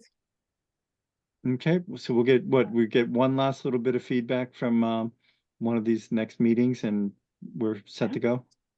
I'm not Oh, even sure also if we'll get much feedback. DLCT has endorsed this. Okay, Oh. so there's nobody who has not endorsed this, correct? I think it's been unanimous across the board unless someone at DLCT was against it. Well, I wouldn't know if DLCT endorsed it. Doesn't matter if one person was against it, so they endorsed it. I just brought it up at the meeting just so that we Yeah. could educate a few more people to quash any naysayers. But so I would guess that anybody would expect the DLCT would be for it, but it was Mhm. more an educational thing, Yeah, but but anyway, it's always open well, space it's always and DLCT both are unanimously. yeah. So I think it's always good to you know, and have the selectmen actually endorsed it, or they've. Okay, They so April 4th they voted unanimously. great. So then, you know, you can just outline that this has been endorsed by, you know, most town boards. Any town board that this has come in front of has endorsed it. And Warrant did too, right? Warrant did, and I got some encouraging words over email from Carol Lisbon. So Planning was also generally in favor, but I never went to them. Right, so, so it's been endorsed by, any board it's been in front of, and verbally encouraged by others, so.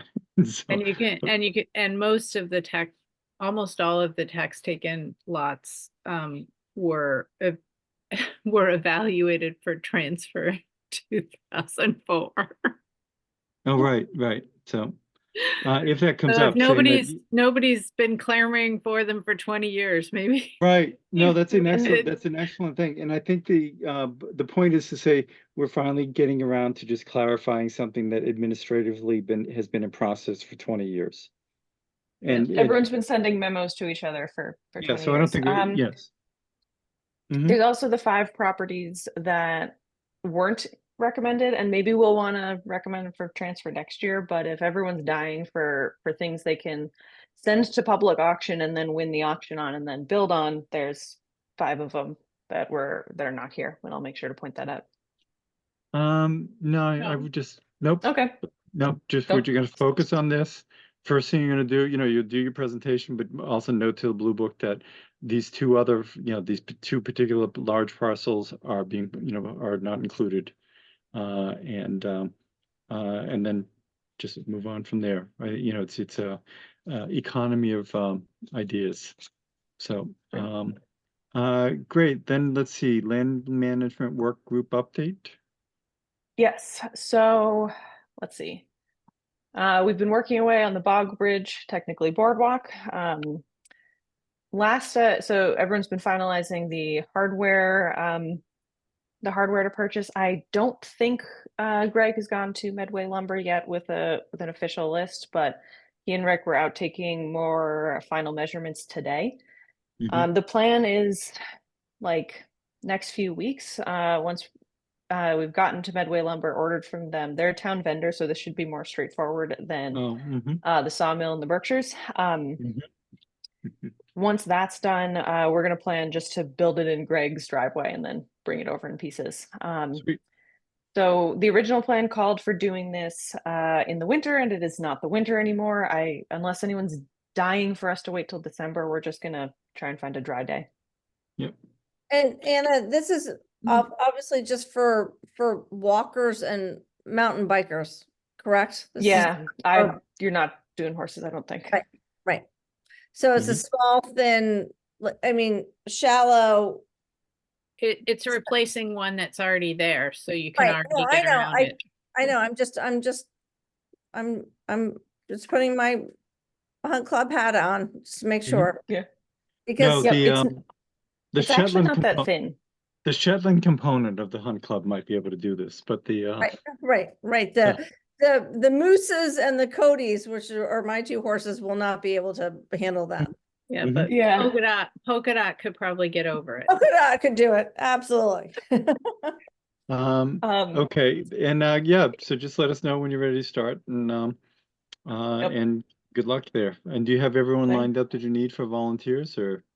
Yes, we're intentionally keeping it pretty small because we don't want to be lost not knowing how to do it and have 5 volunteers looking at us. Yeah, cooks in the kitchen.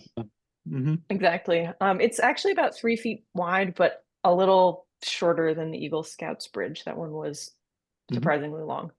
I get that completely. Great. I know exactly what you're talking about.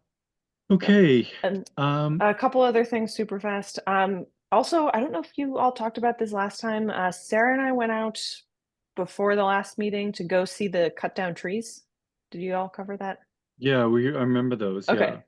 Yeah. And I ran into Jerry Arnold at the mobile station one day, and he didn't know who did them, and just like to know as well. But he thought they did a good job.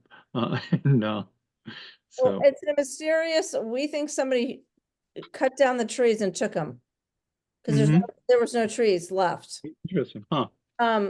So I know that our husband would never, if he's going to clear a trail, he'll cut the tree and leave it on the sides. This was a deliberate tree, as Anna and I said. It was like almost like tree theft. We were like, oh my very God, weird. like, there's like a Dover tree thief in like. Was through it a, Like Wild woods. trees this big. I don't know Oh, who would possibly want that other than like someone doing some sort of well, that pole with sounds, the bark on it. no, that sounds more, what, do you know what kind of trees?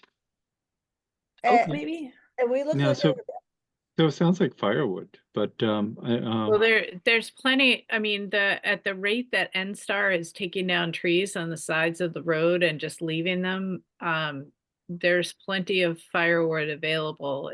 If anybody wants firewood, come to Glen Street. They just raped no, it. which is, well, but they'll send a chipper out, you know, in short order as well, so you have a limited Oh, time. no, they off. don't. They don't. They, at least along Dedham Really? Street by Sage, there were people there with their pickup trucks taking big pieces, you know, big Well, pieces of okay. So, oak and. anyway, okay, that's Any- another. anything else? Did we want to do trail cams for that? I'm not sure quite where we would put it other than try and find some other small oak trees nearby. I think part of the issue was, well, chances are they're probably not gonna come in and take any more. The trail cams were originally done, you know, were voted on for motorcycle access. And has that Okay. died down a little bit, or have we seen any evidence of that this year? I didn't see any particularly. Me either, at Super least wet. from like, it's funny, so I obviously am on horseback, so I never go the way that Anna goes to like Center Street to then cross over to Snows Hill. I weave my way through the trails and I haven't seen, there was no sign of motorcycles or fat bike mountain bikers, so I think I don't know who took I mean, they took them all the way down to it was bizarre. It was like all the way down. Chainsaw too. Yeah, like it Oh, was yeah, no, but it sounds like it was, how many trees was it? 5 or 7, 5 7, to I think. 7, right? Of 6 inch minus, and did it benefit the trail at all to keep people from hitting something, or? Maybe if you're sledding or something, it was a little No, but- strange. It was really strange. It wasn't Yeah, like, no real rhyme or reason, yeah. So, I think we'll keep watchful waiting and we'll see. I mean, if another tree disappears, yeah, we'll pull the trigger and get a camera. I was curious about the motorcycles.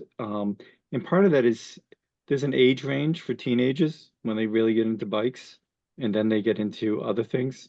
And so maybe it was just a temporary, you know, a 2-year deal or something like that, but we'll stay aware of it. But right now, we want to get through all town meeting stuff and we've done all these other things to Right. focus on, and then we it's can.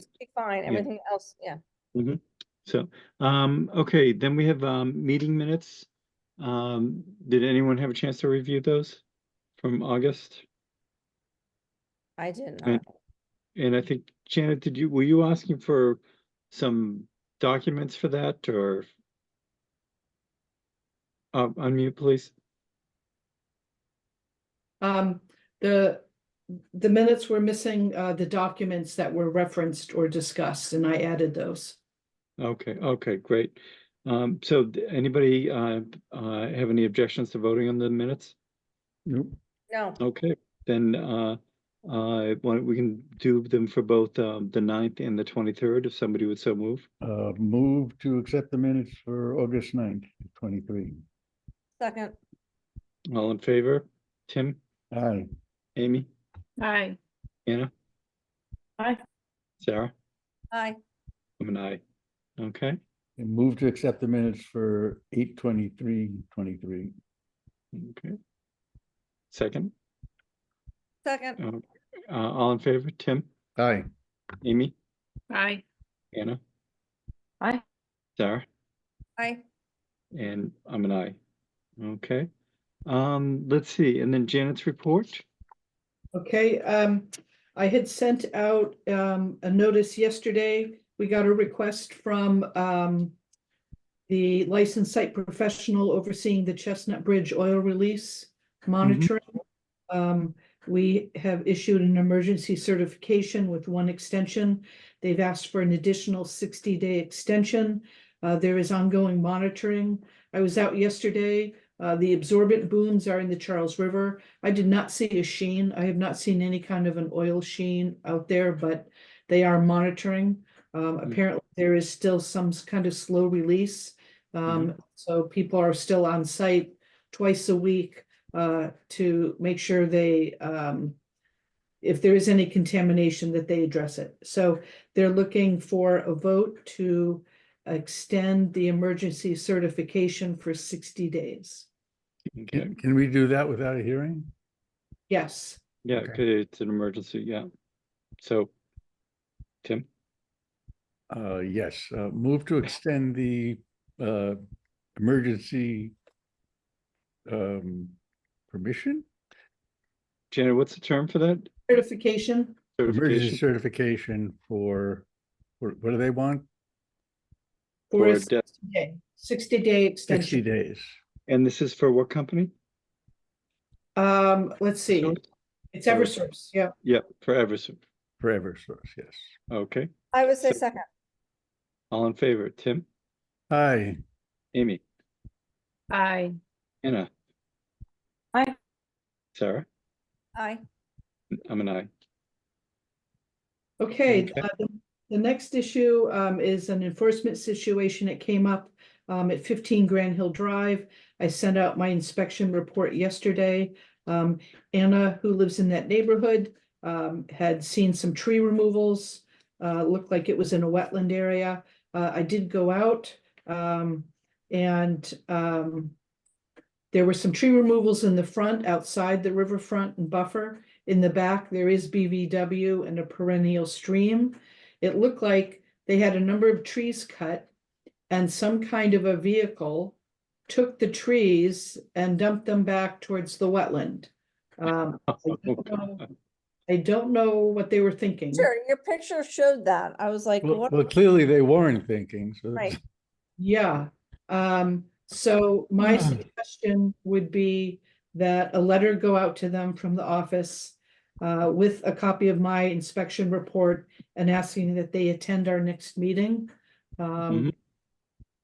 Because honestly, the harm has been done. I'm not sure. I think the removal of the trees in the back could do more harm than good, but I think we need to have them come in and explain the situation and make sure that they understand the wetland protection requirements.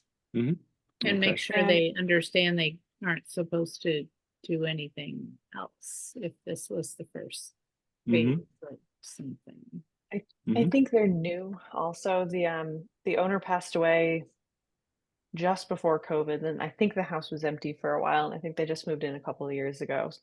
So they had a big hardwood oak come down in one of the windstorms, and I think they were like, "Oh, let's clear up the trees near the house." It was the ones that were like right next to the perennial stream, and I was going, "That's a tree literally next to a skunk cabbage." I was like, no idea. They don't know Yeah. what they're doing. Right. Okay, then let's do you don't need a vote on that. That's something that you can we can just do as a matter of course. Okay, and then Jen, it looks like 10 Draper, you seemed pretty positive in terms of how they're handling that now that they're getting going. Yes, so the long saga of 10 Draper, they had all of their plant material except for a couple trees delivered. The material was like the best looking plants I've seen. And it's from Lovells, so it was nice. It came from a local nursery, but they are in full compliance. And Debbie Anderson was out there. The homeowner was very involved. And everything looked in accordance with the restoration plan. So that was just an update on that. That's good news. We'll be getting the first monitoring report in a week or 2 weeks. The next is the Dover Water System Sustainability Study was just completed in March by CDM Smith. That was about a 2-year process. I sent that out. It's a good overview of the history of water in town and the studies that have been done. I don't know if anyone had a chance to look at it. Overall, it lays out a number of scenarios. And I think they use some fairly conservative numbers in terms of potential additional growth in town. But, you know, all it will take is a couple large 40Bs, and I think we would be facing a serious water deficit. But anyways, it's an interesting report. There's a lot of good information. And I think it'll be a good resource going forward as we look at sustainability and water issues. That's it. I actually didn't get that takeaway. I was surprised at how consistent it was that that even with the growth that we've had over the last 30 years, that the water table has always recovers on a yearly basis, no matter what happens. The biggest thing eye-opening was that and it has to be the irrigation load, basically doubles the use of water during the summer. And that would be something for us to address, you know, in a on a public relations basis or something, to get people to be more cognizant of that. But the interesting thing was that even in dry years, the following year, the water table comes back to where it's been. Even in wet years, the water table stays very close to where it had been. It's been tremendously resilient. So we'll see. And so even looking forward 2030 and 2050, it forecast that things would actually stay pretty much where they are. And that Well, that was surprising. Except most of our wells are not water table wells, right? Well, I mean, it I did, know so it was, colonial, right, so it aquariums was, are. no, it was exactly, so it was looking in that was it, but it did make some reference to the deeper wells, but those, even when you dig a deep well, you see where the water table comes up once the water settles, and that can be used the same as shallow wells to see where the water table is. It's just a matter of that the water in the deep wells is really coming from Bellingham or someplace like that. It's not coming from direct recharge. But it was a curious thing that I mean, I tried to understand what they were saying, but it's such a long. yeah. They move from one Got viewpoint lost. to a different viewpoint in the middle of things, but but it was similar to the report that came out a year or two ago that looked at climate change aspects regarding flooding. Dover was probably one of the least affected towns along the Charles, just by the base, the fact that there are large floodplains and then higher ground levels. Right, because we are the floodplains for Boston. So we had very little that would actually affect us relative to high water tables, but that still doesn't take away about my concern, not water tables, high water levels. I'm still very curious to see what FEMA eventually comes up with, how it relates to Trout Brook, but we'll see. Anyway, if you could continue, Janet, please. Sure, but so my only point in what I read in terms of future growth, I thought they underestimated the potential for further growth. And so the scenario for development, and that we do have adequate capacity. It's my understanding that Aquarian is now over capacity under their permit.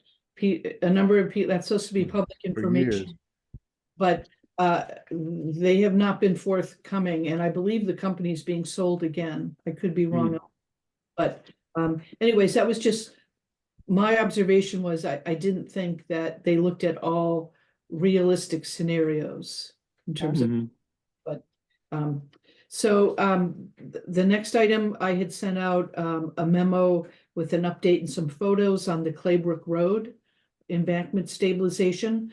That project actually was a little bit ahead of schedule. I think it's been handled very well. Ecotech, Art Allen and Scott Jordan from Ecotech are monitoring that. They're doing a very good job. And there's actually, it turned out there was more space to plant material along the embankment than expected. So that's really good news. So the plantings will be going in fairly soon. And so I think that project actually, came along very well. I sent out an email. MMA, Mass Municipal Association, has had a number of inspiring climate action series webinars. I did send out a draft comment letter that I had on DEP's new wetland resiliency regulations. It's a summary that was provided by MACC and another group. I don't know if people had any comments on that or if they had a look at it. It's overall a real improvement, but you know, the devil's in the details. There is room for improving and a little more protection in some areas. So if you do have any comments on that, let me know. I did send out the ZBA's denial of the Trout Brook comprehensive permit, and then also the appeal. So that's underway. It'll be. When you sent that out, Janet? I sent that out on the 22nd. No, the okay. No, I'm sorry, the 20th. I had my numbers wrong. Okay. Yeah, that went out on the 20th. The next item was a brief discussion about the county mosquito control work. Anna, there's so many wetlands over near Grand Hill and that area, and also where you are, Tim. They've been doing both in-stream and wetland application. And then Anna, you saw an aerial spray. Was that yesterday or the day before? Tim, you probably saw it too. I think it was Monday. It was Monday. I looked up their mosquito management plan and found it, and that was great. Looks like they didn't do a spray. They did a pellet drop of BTI, which is a pesticide specific to larvae of the like fly gnat mosquito order. BTI is actually a bacteria. It's not really, it's not a chemical. Yeah, it seemed like the best possible thing they could be doing at that point. Really a good way to control mosquitoes. Oh, well, that's good to hear, given what you had sent out to us a month ago, Anna, regarding mosquitoes and the ineffectiveness of other treatments. So great. But so there's a question. So there are some restrictions. They don't need a permit from us to do mosquito control. However, there are some limits on them. And I know we have, the next agenda is going to be full. We have actually 5 new NOIs for the next meeting. But whether it'd be worth to have someone from the mosquito control board come in and talk to us about their plan and also what some of the exceptions are. I think that'd be really helpful if we, when we have a moment to communicate with them. Is that something, Jen, you could contact them? Yes. Yep. Okay. Yeah, I think that would be, we've been obviously looking into that. I think that'd be great to have them in. I know it sounds weird, but can we have them start? Can we have them start with the meeting? So then we go through all the business of the meeting? Oh yeah, absolutely. You know what I mean? Like, you know what I mean? Yep. Like have them, like in the beginning of the meeting, have them. Sure. Because I wouldn't imagine it, a 15-minute slot should be enough. I mean, Janet can find out. Right. And that does seem to work out relative to, like what we did this today. Right. Yeah. No, it was really, really helpful to have time frames. Like, and I think I think it's great. No, and you could see people showing up for the 8 o'clock one, and we stayed within 12 to 15 minutes of We did. things all the way through. So that's I great. think it was great. So. I think it was really. Okay, and then your May article. Yes, so I sent that out today. It's on protecting pollinators, reducing pesticide use. So if you have any comments or revisions, if you could get those to me by the end of the day tomorrow, that would be great. Thank you. That's it. I printed it out. I haven't had a chance to look at it, but I will. I'm still a paper person, so I will read it tomorrow. Yeah, me too. Thanks, Sarah. I am surrounded by reams of printed paper, which I know it's like I know it goes against all of our but I can't. I do better with paper. Paper is a renewable. Paper is a renewable resource. It grows on trees. I actually have to make paper to-do lists, otherwise I lose them. Right. Yeah. Okay, is there anything else for the evening? Oh, Lori? Did anyone have a chance to look at the email I forwarded regarding work in Trout Brook about the fish populations? Oh, I saw that Yes. about somebody who wanted to come and Yeah, talk. if you would have time to look, they provided a link to their website and it is super interesting. And he called me back today and I'm recommending if you want them to come in and do like a 20-minute presentation to tell you what they've been doing, because they've actually been doing the work in Dover. Has anyone heard anything about this? Because I had not heard anything about this. They're trying to get trout back in Trout Brook. There isn't any right now. In a way to They presented to us a year ago or something. Yeah, they were before. Yeah. Did they come in before? I don't think they actually came before the commission, but we got Okay. material from them. Yeah. So from Paul Roble or Rival? Yeah, I hadn't heard of that organization. I didn't remember, I guess. But anyway, I wondered if you all would want to hear a 20-minute presentation, the meeting of the 22nd, because 5/8 is going to be very busy. Absolutely. And I know, I don't know if Jim's gonna be around, but Jim loves Trout Brook more than anyone because he grew up on that, so. And the website also has a section about the beavers and their, their impact on the brook. And they mentioned on the website, they thanked your neighbors, Sarah. Oh, the Lesser McCoys? Yeah, for their input in this research, or I don't know. I thought it was interesting, but I didn't want to add it without talking to you No, all. I just printed it out. I will look at it and I think, without. There's a lot on the website. Without speaking over John, I think the more the merrier. I think, why not? Yeah, I I'm just just thought it was so- interesting too. So what's more important, trout or mosquitoes? Right. Or, Well, trout eat mosquitoes. So. Yeah, that's what I was thinking. I was just gonna say they're part of the same. And wasn't it ecosystem. Rick Whedon who said they used to take a manhole cover off on one of Yeah, on the? Center Street, yeah. Yeah. I was walking by the stream. That behind was my Boynton. house. Go fishing there. Boynton, Yeah. Boynton used to do that. Yeah, he did it too. Yeah, that's funny. Yeah, so He's got, no, he's I'm got sure, some I can pictures. imagine Rick and his brothers looking like something from a Norman Rockwell thing for Life magazine. Yes, And absolutely. back when when people didn't have cell phones and fewer people were using Center Street, and so, but I was walking that stream that he was pulling trout out of goes behind my house, and it is crystal clear. Oh, it's always crystal clear. But it's flowing really nicely right at the moment. And when I first moved here 30 years ago, it still had trout in it. And now it's gone, occasionally has gone intermittent, and I haven't seen any trout for quite some time.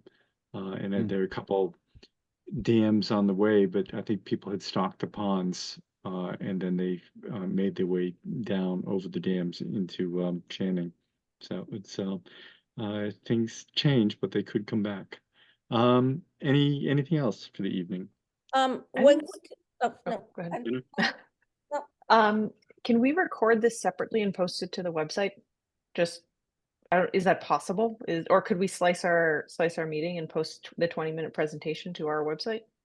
You mean when we have those presentations? Yeah. That's there must be a way to edit that. I don't know if you encountered that, Lori, or maybe it's something you could ask. Yeah, is it? Do you know if you can get to it? If you can get to it, it's an MP4, I think, and you can. It's easy to edit.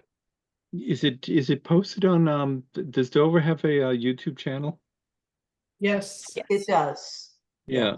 I've never posted to it, but I could talk to Chris, the assistant town manager, and Yeah, that's a great idea because then Yeah. people can And then always just like click on. Yeah, we could find out. We could have a series of things people could, to review. Right, and we over could time. also have people send me their presentations. Like someone suggested tonight that CWRA send their PowerPoint. In case anybody. Yeah, You and know, I so- yeah. Yeah, no, that's it, yeah, it could be all Because part of then the it's same. just that. And, Yeah. and I'm sure it would be very easy to post that way. There's not going to be anything visual, so all you really need is the sound. For, for something Oh, like okay, that. so the presentation, yeah, I'm sure there's a Yeah. way we can figure it out. I I had think. him looking into AI for minutes through Zoom. And he got back to me today and said, oh, the technology's not really there yet. And, you know, it wouldn't really be beneficial at this time to. Well, I think You if have we to had pay a, extra You can for it. try it. if we had a comedy channel, you know, part of our thing, you know, that could be fun, you know, depending on how AI would, you know, interpret things. But, Comedy. yeah, it's, I've tried a few and, not quite ready, you know, not that I paid for it, but at least the free ones. Although they're Well, great. I got a tip from somebody at town hall that there is a free one that they use, but their meetings, they can get away with the free one because their meetings are short. So, but no, I think So- that at least the idea of finding out if we can edit our own meetings so that we can move something out of off our Zoom video feed and move it over to, you know, I'm sure it can be done. I'll talk to Chris about it. great, thanks. He's the And new Sarah, expert. you had a comment? You look like, No, the only comment I was gonna say, if you guys have not seen Clarkson Farm, you need to see it. Because it's fabulous. It's a reality show in England, but the whole season 2 is he's dealing with badgers. And badgers are, you cannot kill them. And they're ruining all of the farmland. So it makes me feel better about how we're dealing with the beavers here in Dover. okay, is it BBC or Acorn or where do you? It's Prime Video. Mhm. And Jeremy Clarkson was a famous Oh, right. famous race car driver, and it's fabulous. And not to, you know, talk offline about shows, but it's a really great show. He bought a 1,000-acre farm in the Codswell, and it's beautiful. And he's trying to figure out how to be a gentleman's farmer, but he's dealing with all these problems. And COVID happens, and then. But what made me think about telling you guys all about this was the badgers, because the badgers are completely